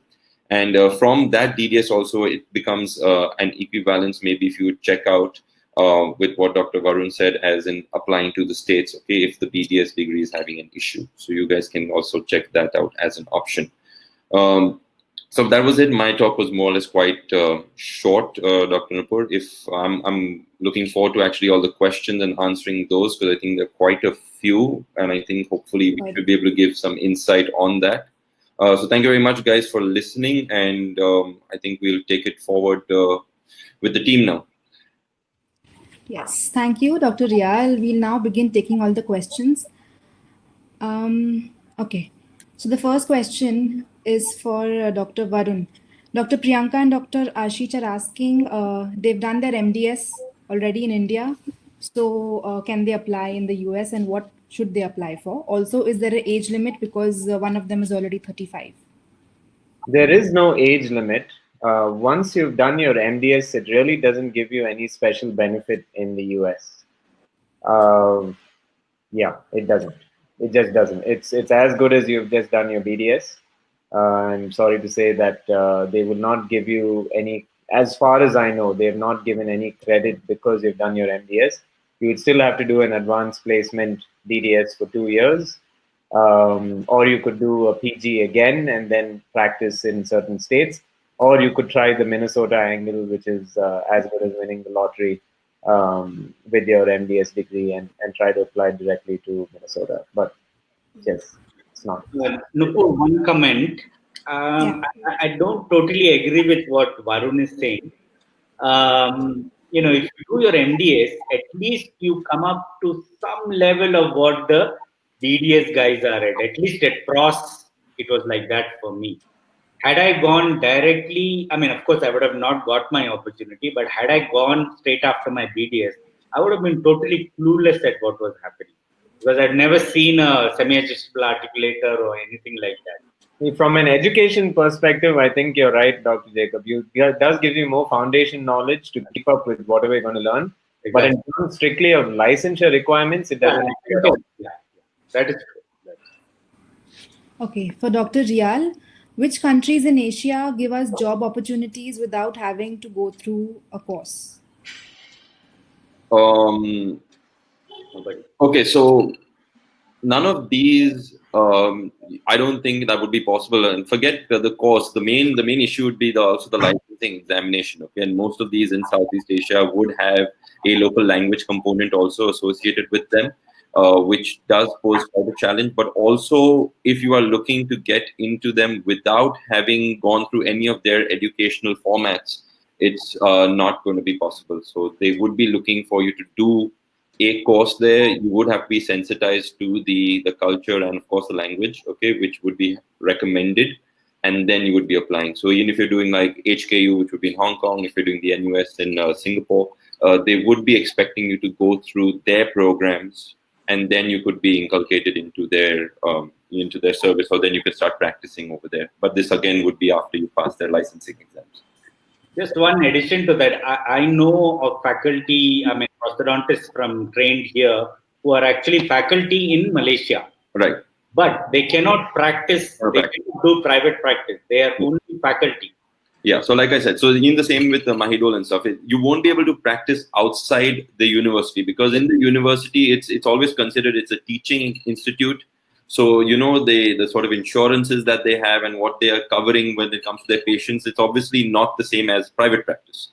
Okay, right. So that's why that little bit of freedom, I guess, if that's the right word to use, would be applicable in a university setting. So if you are looking to get faculty position, absolutely, you'll have to check with the university that you're looking at to apply with, whether they will accept you at that level or you need some further requirements. But then don't be expected to be working outside of your university. That's and not. Also in places like Malaysia, like they accept Manipal. So if you're qualified from Manipal and a few other places, they will accept you, but not as a general rule. So but no private practice. Question for Dr. Anjan. What is the procedure for the RCS exams? Do I need an invite from a current RCS member? The website is very confusing. No, not for the exam. For the exam, you basically pay a fee and then you can get a place for the exam. When you say the RCS, see, the MFDS and the LDS are two different things. See, the the MFDS exam is being conducted in India as well at various centers. The MFDS exam doesn't really give you a license to do anything in the UK. What it does do is that, because people recognize it as a UK qualification, it adds a little bit more credibility to your CV. And also the questioning which you have for the MFDS is similar to the problem-based, approach that they have during their BDS, level exam. So it makes it easier if you're doing a local exam. But the LDS exam, which is also conducted by the Royal College, is a licensing exam. So that's basically a UK final year level exam in all subjects. And that would give you a license to practice then. So both the ORE, which is run by the General Dental Council, which is the equivalent of Dental Council of India, they conduct their own exam, and the Royal College conducts their own exam. So there are two exams which would give you a license to work in the UK. Now, I know of a lot of people who have done their ORE and their LDS, and they still can't find a job because they don't have a work permit. Because in the UK, you need a work permit to be able to practice. And unless either if you're on a highly skilled migrant worker permit, or HSMP as it's called, level, I think now it's level 3, I think you have, the tier 5, right now. Or if you're a spouse of someone who's working there, then you can get a work permit. Otherwise, getting the work permit to work there is the biggest stumbling block. So for those who want to go there, I think, probably the easiest way to get in is either to apply for a university course, because you can do that on a student visa, or if you get invited for a medical training initiatives, an MTI. Now, I know of only two. We run one from our hospital, Bhagwan Mahavir Jain in Bangalore. We have an understanding with with North Manchester Hospital, where one of our residents goes on a training exchange program for 2 years, works there as a resident, and comes back. But it's a fixed period of 2 years. They work there and they come back. There's no line. They don't have to do any exams to go there. One question, Anjan. If you do your MFDS, is there like in the is there a better chance of a job in the somewhere in the Gulf or something like that? Is there any I think so. Yeah, I think it does increase your chances of having a job in the Gulf. But I think what increases your chances even more is if you actually have a license to work in the UK, or if you're on the specialist list in the UK, because certain hospitals, it's like if you're applying to say an English or a Canadian hospital or one of those, a lot of the UK hospitals now have branches in Dubai, like Moorfields, which is an eye hospital. They all have branches there. Now, if you're applying to any of those centers, they will give preference to someone who has a UK license or a UK specialist list, who's on the specialist list there, rather than MFDS. But yes, MFDS is probably the next, in line, in terms of recognition of as a specialty. All right. The next question for Dr. Varun and Dr. Anjan. If financial constraints is a problem, what can be done? Are there any scholarships available, or how to manage the finances? Would you like to go first, Dr. Anjan? Okay, yeah. So in the UK, no. I think, unfortunately, UK has become a very poor country, I think. There are no more scholarships. There used to be at one time. The only ones I know are, there's something called the TC White Scholarship, which is from the Royal College. But that's for a very short period. It's for 3 months. You can go as an observer. If you are a member of the Royal College, so if you've done your MFDS exam and, you're a member of the college, then you can apply for a TC White Scholarship. And that allows you to go there as an observer for a very short period of time. But most of the university courses, in fact, the MSc and the MCLIN programs are full of overseas candidates, because the local candidates don't do these exams. They don't do these courses because if you look at general practice in the UK, most people are a BDS, that's it. Apart from oral surgery and orthodontics, which is done by, specialists, most dentists will be doing their own root canals, they'll be doing their own perio, their own prostho. There are no prosthodontists, endodontists in practice. No, so, one quick this thing is it's also a way for the universities to make money. Yes, so that's what I'm saying in a more diplomatic way. So to answer the question, in the US, I do not know of any aid which exists for foreign applicants. And as time goes on, you're going to see less and less of that. I know in India, for example, Dr. Neil in Pune has done I think it's the J.N. Tata Endowment Fund, which takes about 120 or 150 students and opens them into higher education opportunities. So you can contact Dr. Neil in Pune. He may be able to give you more information on that. But the other way is loans. You're probably not going to get loans from the US because it's hard to show collateral. You can't show property in India and expect to get a loan from a bank in the US. So you would have to get a loan from a bank here to pay off your tuition and living expenses and so on and so forth. Okay, So the adding to question. that, sorry, if I could Yes, just sir. add, as far as doing the university courses, the MSc and the MClin Dent, are they good value? Yes, I think they are very good value because you get a lot of hands-on. They're very structured, and you get taught by like you said in the US, by people who are authors of books and have done a lot of research work. So Yeah. that way they're very good value. And because the UK works on an NHS system, the patient flow through the hospitals is very high. So you get a lot of hands-on during your program if you're doing a clinical program. And if you look at the fees, I guess the fees are probably not different from doing an MDS in India. They're pretty similar in terms of fee structure, 30 to 40,000 pounds, for a 1 year full-time course. No, for the MClin Dent in Prostho, no, from what limited knowledge I have, you do cases in your clinic and then you present them. Isn't it something like that? There are different types. I mean, there are some which are university based. There are some which are your clinic based. So you need to read the program very carefully. There are even some online courses as well. You can even do MClin or MSc as an online course. There's actually an MSc in prosthetic dentist, maxillofacial prosthetics done by King's. Yeah. Which I think you can do part of it in Pune for a few months, and then you Oh, get yeah. credit points, and Yeah, so you can do it online. But I think if you really want the full experience of learning in the UK, I think a clinical program in one of the universities in the UK is probably the best clinical exposure you can get. yeah. Places like Eastman and all are fantastic. Yeah, I mean, I did mine at Sheffield, and see, the thing is that when you, for example, I did my certificate program in Sheffield University, which was 18 months.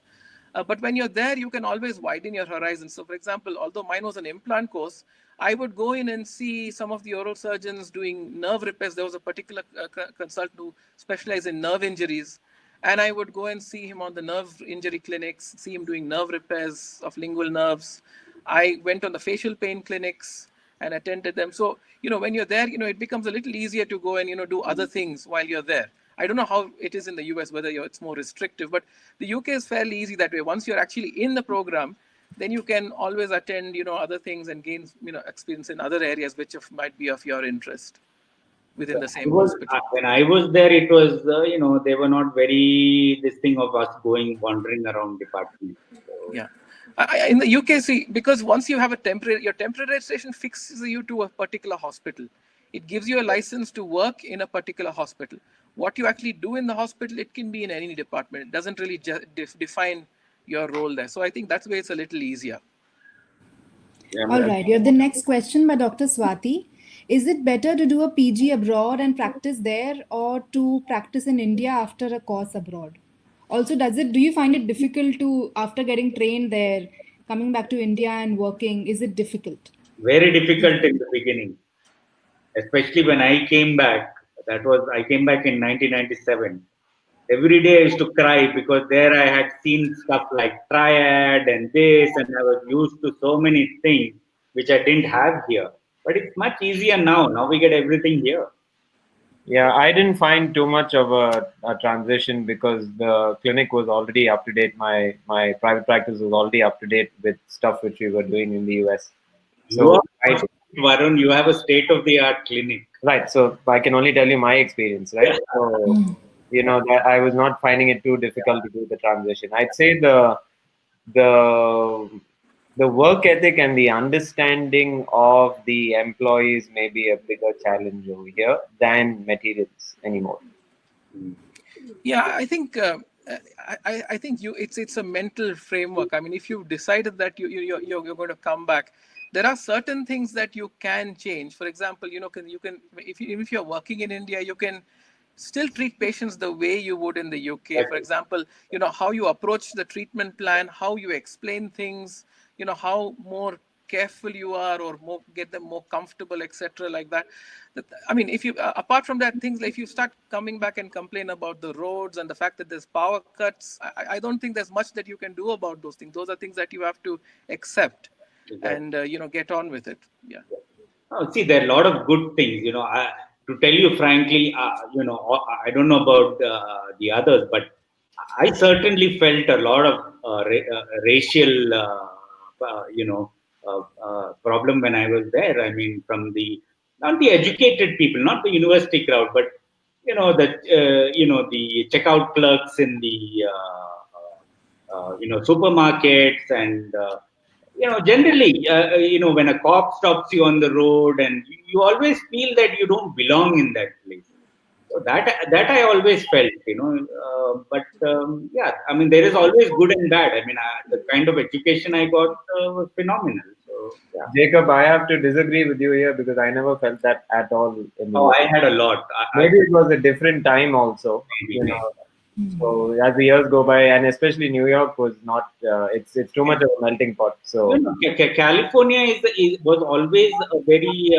But even in the university campus, I can see, we had a lot of, again, I don't want to sound racial, but we had, a lot of Chinese people there, and, you could see that they didn't want to mingle with you. And I don't know, I just felt it over there when I was there, that, like I said, the educated people, no problem. It was the uneducated whites and,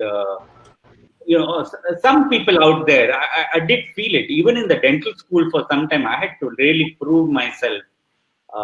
You've gone 20 years later, so I think times probably changed up. Right? I think racism is something it can just change with time. It can come, it can go. It's not something really we can help. Yeah. I don't know how it was in the UK for you, Anjan. Yeah, see, I don't think it's so much to do with your face or your color in the UK. I think it's because I can see people who are locally born Indians who have gone to local schools and local dental schools, and I think they are probably on par with anyone else in the UK. But I think if you've lived in India and if you've trained in India, you do still stick out a little bit, like a sore thumb. And I think that, you always have to prove yourself a little harder because of that reason. And I think I've felt that as well. For example, I don't think I've, had any opportunities to get into, the association. Although I've been a member of the British Oral Surgery Association, there've never been opportunities there. I was never invited to talk for an implant company. These are things which are still probably very close shop, or they look at your background and all of these things. But as in work itself, no, I don't think I would say I've faced any racism or discrimination at work itself. No, it's quite an open society that way. All right. Now the next question for Dr. Reiyal and Dr. Varun. Can any fellowships be done directly abroad after MDS in India? Dr. Gokul Prasad is asking this question. Sorry, say that again. Can any fellowships be done directly abroad after doing MDS? Not to my knowledge in the US. Not here as well, because they would expect you to have finished their postgraduate program and then move on to the fellowship. So in the UK, yes, you can. And I think if you want to get more information, the website that I've put up, the NACPD, you can actually send them your CV.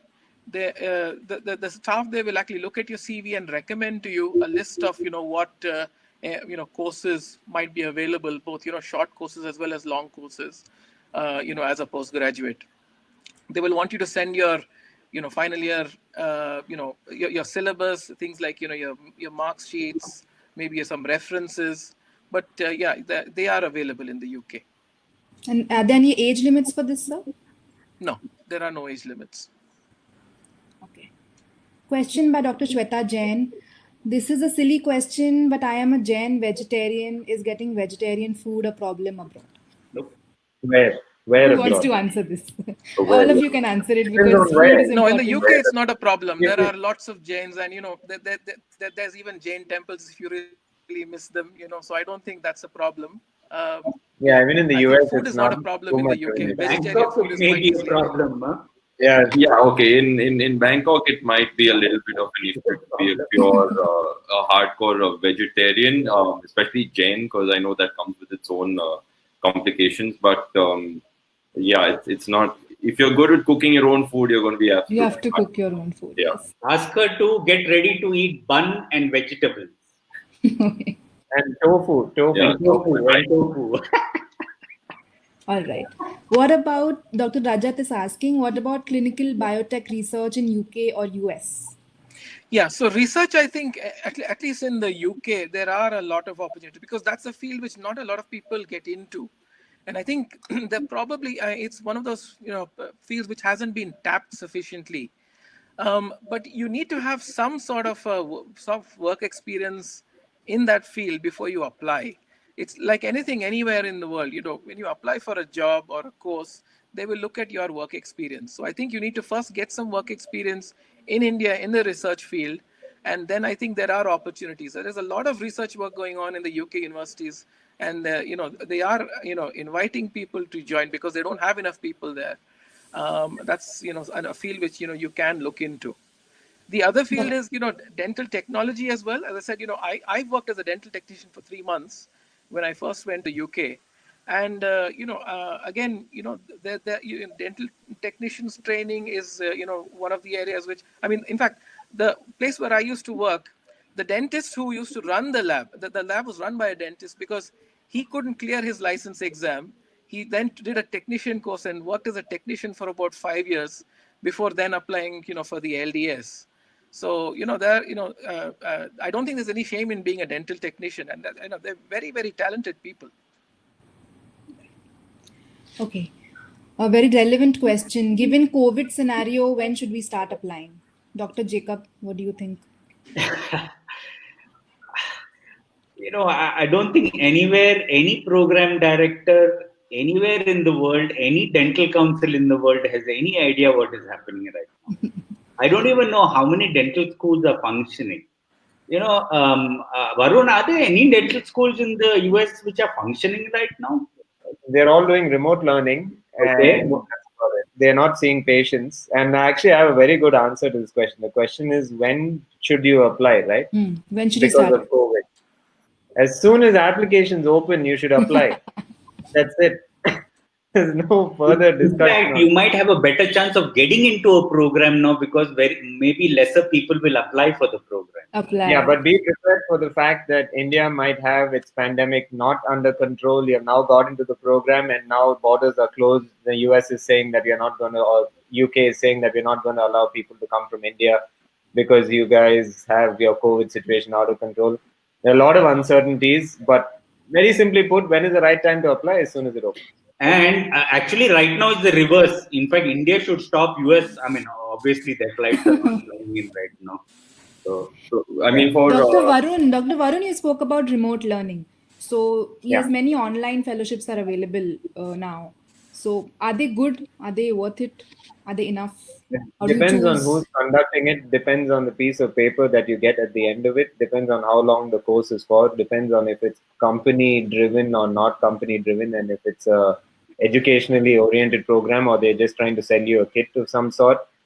It really, the answer just depends, because like, what are you looking to achieve with that? If your goal is to improve knowledge, your own knowledge, most likely any of these courses will work because you will improve knowledge. Yeah. But if you're doing this fellowship with the expectation that you're going to get licensure or you're going to get some other fringe benefit, it's not going to happen. So that's just basically it. If you're knowledge seeking, they're fine to do. But if you have ulterior motives, they are not going to work. Yeah. See, unfortunately, a lot of our junior colleagues feel that if you do these programs, then you can get licensed to practice in those countries from wherever you're getting this certificate, and that is absolutely not the fact. Yeah. You will not be allowed to practice. Yeah, it's the Yeah, if same. it's not in writing, it's not going to work. It's the same with the online courses, as I said, which King's University, offers. None of them really give you any license to practice, but it's a good, in terms of Yeah, knowledge and absolutely. getting to know how things work, in a different country. Yes, I think it's useful. Especially during this COVID period, the amount of free knowledge that was available was phenomenal. I mean, people who used to charge for their programs gave it all for free.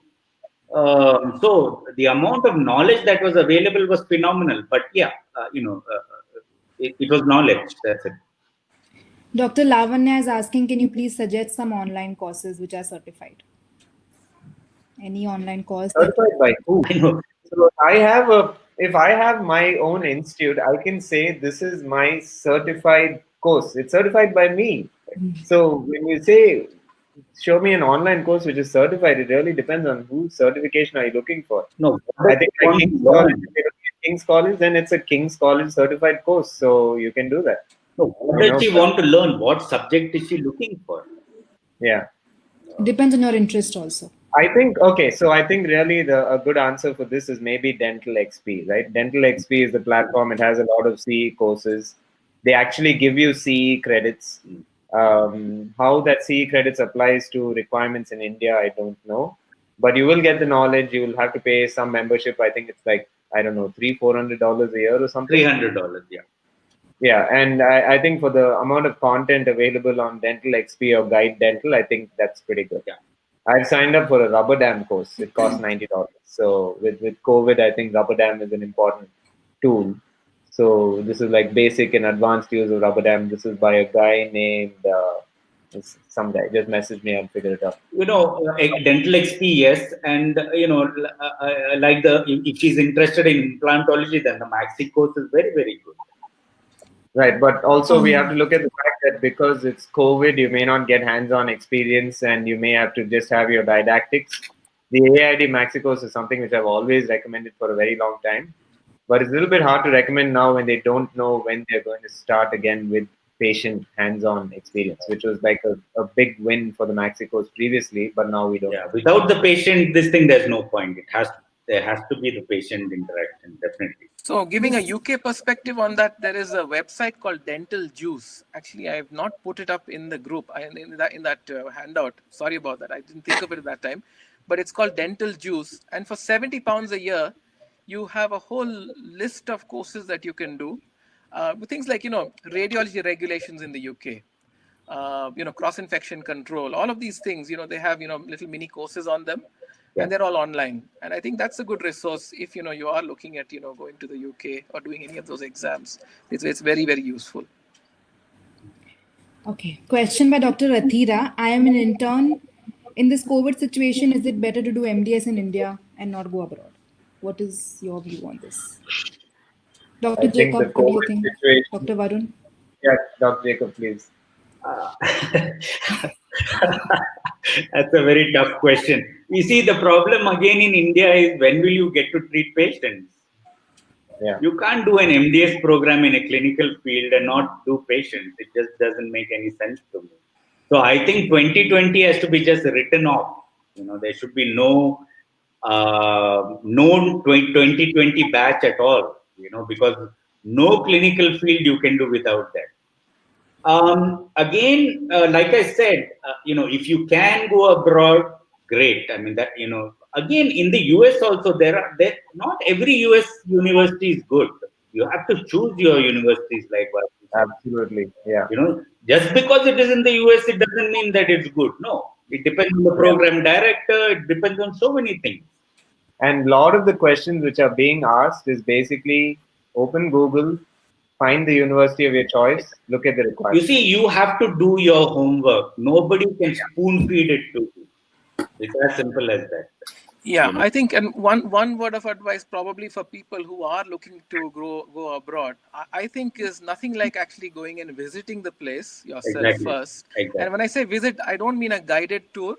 Yeah. Go there on your own, stay in youth hostels. Exactly. Use public transport, and that's when you'll realize how the local people actually live, and that's how you're going to have to live. If you go to, if you plan your tour and book your online holidays in 5-star hotels, you will never get a taste of what it's going to actually be like when you're going to be working there. Yeah, that's actually a very valid point. No one talks about this, Dr. Anjan. Thanks for bringing it up. But if you plan to apply for a program, let's say you want to do perio in Boston, if you can email them beforehand and say, I would like to come and observe for a day or two, this is a kind of a cheating trick to kind of get yourself exposed to the faculty, to get themselves familiar to you. And then at the end of the day, when all the interviews are done, maybe a year later, they look at all the applications, they have 100 applications, they'll be like, oh, this guy, yeah, he showed up and he observed us for 2 days. I kind of liked it. It will give you that small edge. Absolutely. So, I think that's a great point you brought up. Observing before the interview is I think if you're really serious, I think you have to, make that effort. When I went there initially, I used to travel in the local buses. And what I realized that is, except the bums and the students, nobody else travels in buses in the US.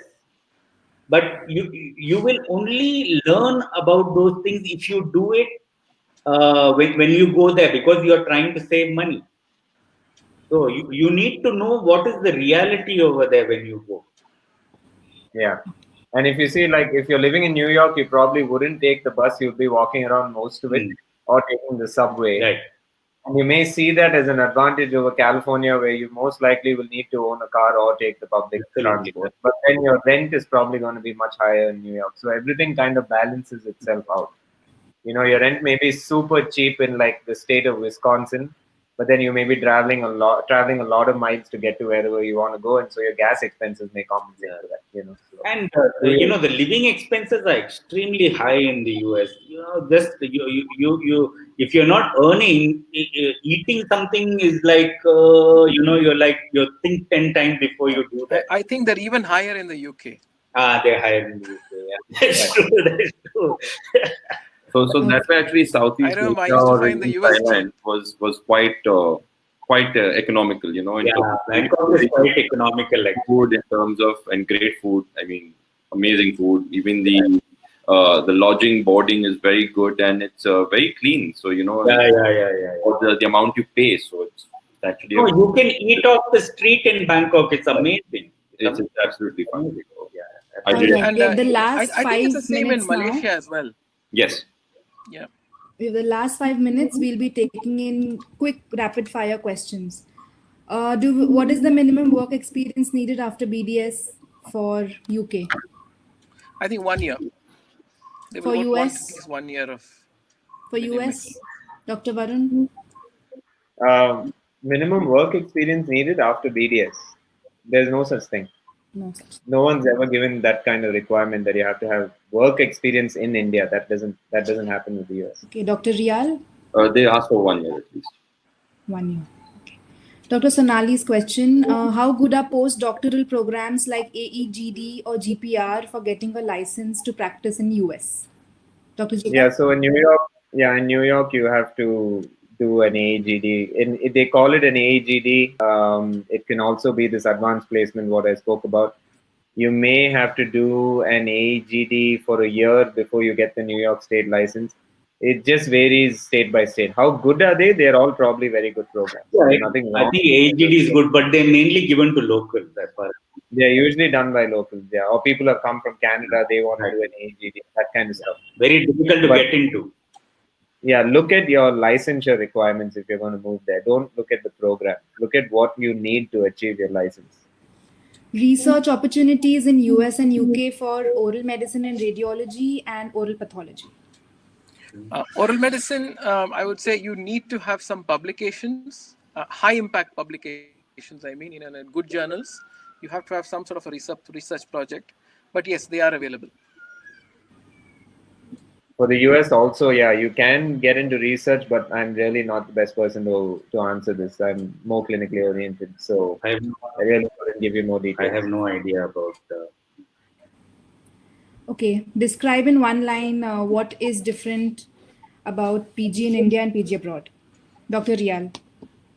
Wow, you gave me This is really okay. happening. I would say it's an eye opener. Like literally, like the way the way they teach you, and just whenever you're part of a major institute, you always see how different faculties work, and it also allows you to be part of a larger team. So then it gives you that entire thing of how when you in your own practice also. So for example, for me, I have an entire team of specialists. I don't do disimpactions, or I'm not doing root canals. I work with a team of specialists. Okay, so that is something that I have brought back from my university. Okay, so possibly everyone would have those few take-home points that they have learned, and that's what you try and adopt when you're back in India, right? I think that's what I would say.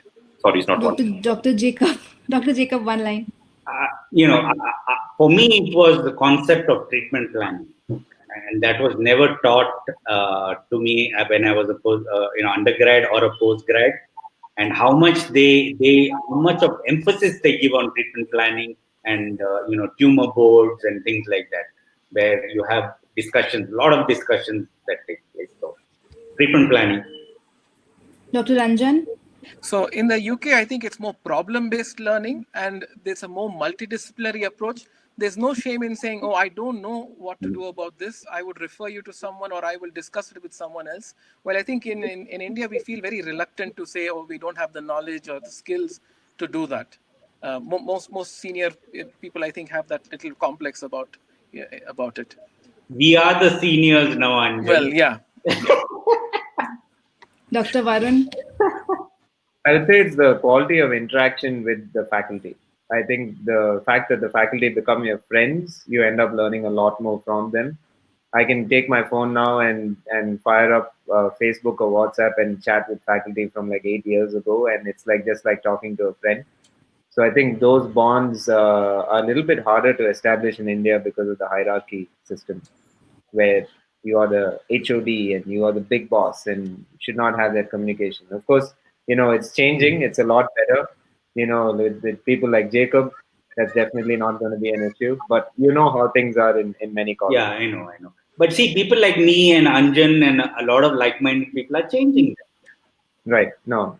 For me, that is the biggest difference if I was to differentiate. All right. Does Masters in Public Health give any leverage in any of the regions? Dr. Anjan, does it give any? There are jobs in the community available which are easier to get if you have a Masters in Public Health Dentistry.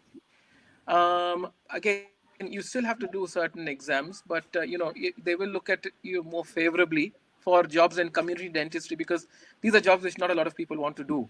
Again, the main thing is getting a work permit. So if they really want someone and they're not able to get someone, the trust will apply for a work permit for you if they desperately want you for that job. So yes, there are some opportunities available. Dr. Reiyal? For public health, see, the major issue is over here. They have a very, very good public health sector. Okay, so that's how they've actually stayed on top of their entire COVID situation, is that they've had only about 3,000 cases. And that's why their schools and everything are open right now. Okay, the dental schools are seeing patients. They're working full-fledged. So that way it's good. But the only thing is the language, because if you go into that sector, then you really have to be good with your languages. Okay, so that is where it would not work. But you could definitely apply. Dr. Varun? I think mostly public health is done by Indian students when they want to get that visa. In US, yes. It's kind of the Trojan horse of getting into the US. Lot of and people. Then mid public health degree, you've done 2 years or maybe 3 years, I don't know. Midway, you drop it as soon as you get your DDS application, and then frantic visit to the visa office because you now need to change your F1 and whatnot.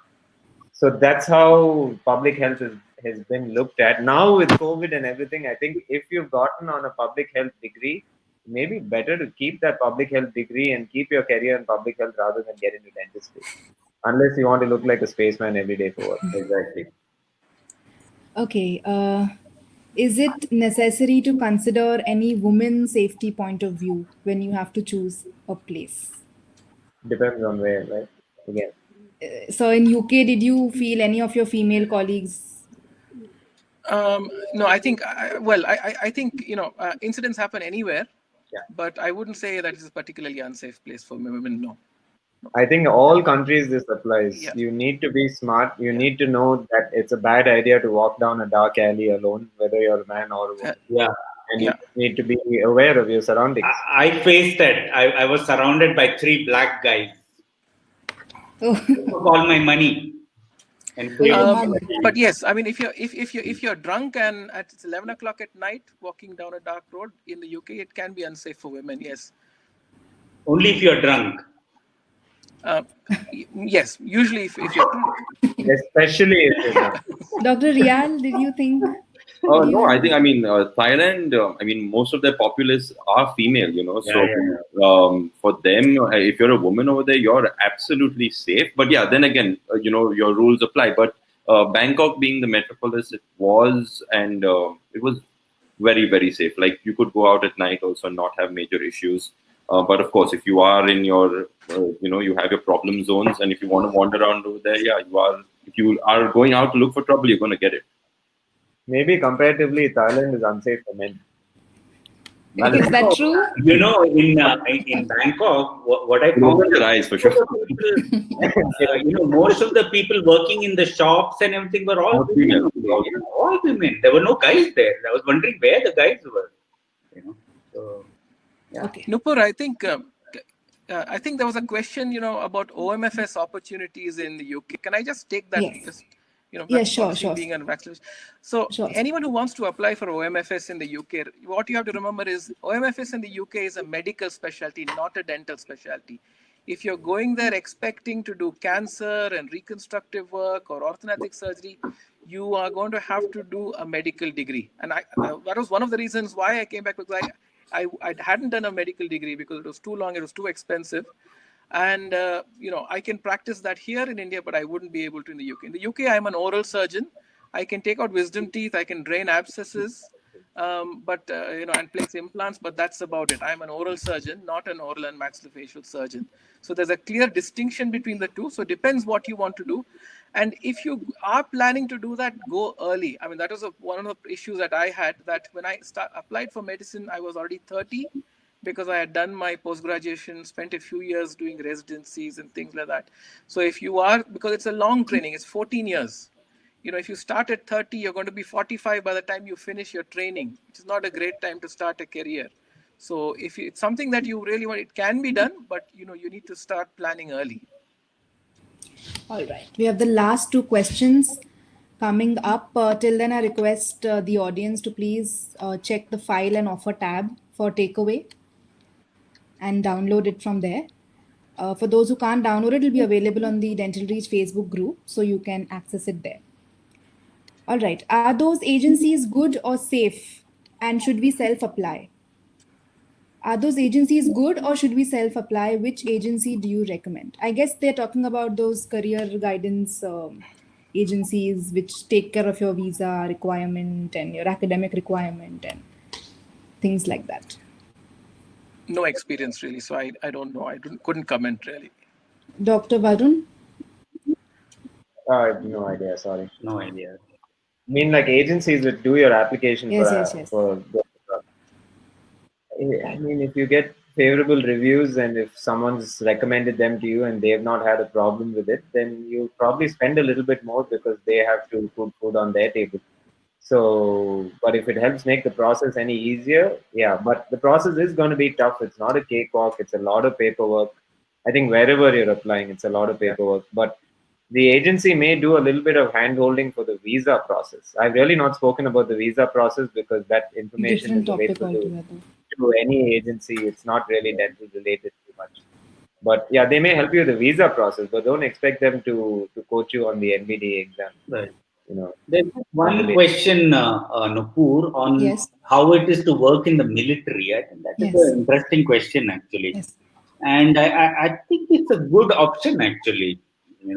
Looking at the current scenarios, you get a stable job with a stable income, and you can either look for from what little I know, you can have a short service commission and then a full commission if you want this thing. So yeah, I think it's, but you have to get ready to travel all over the place, all over the country.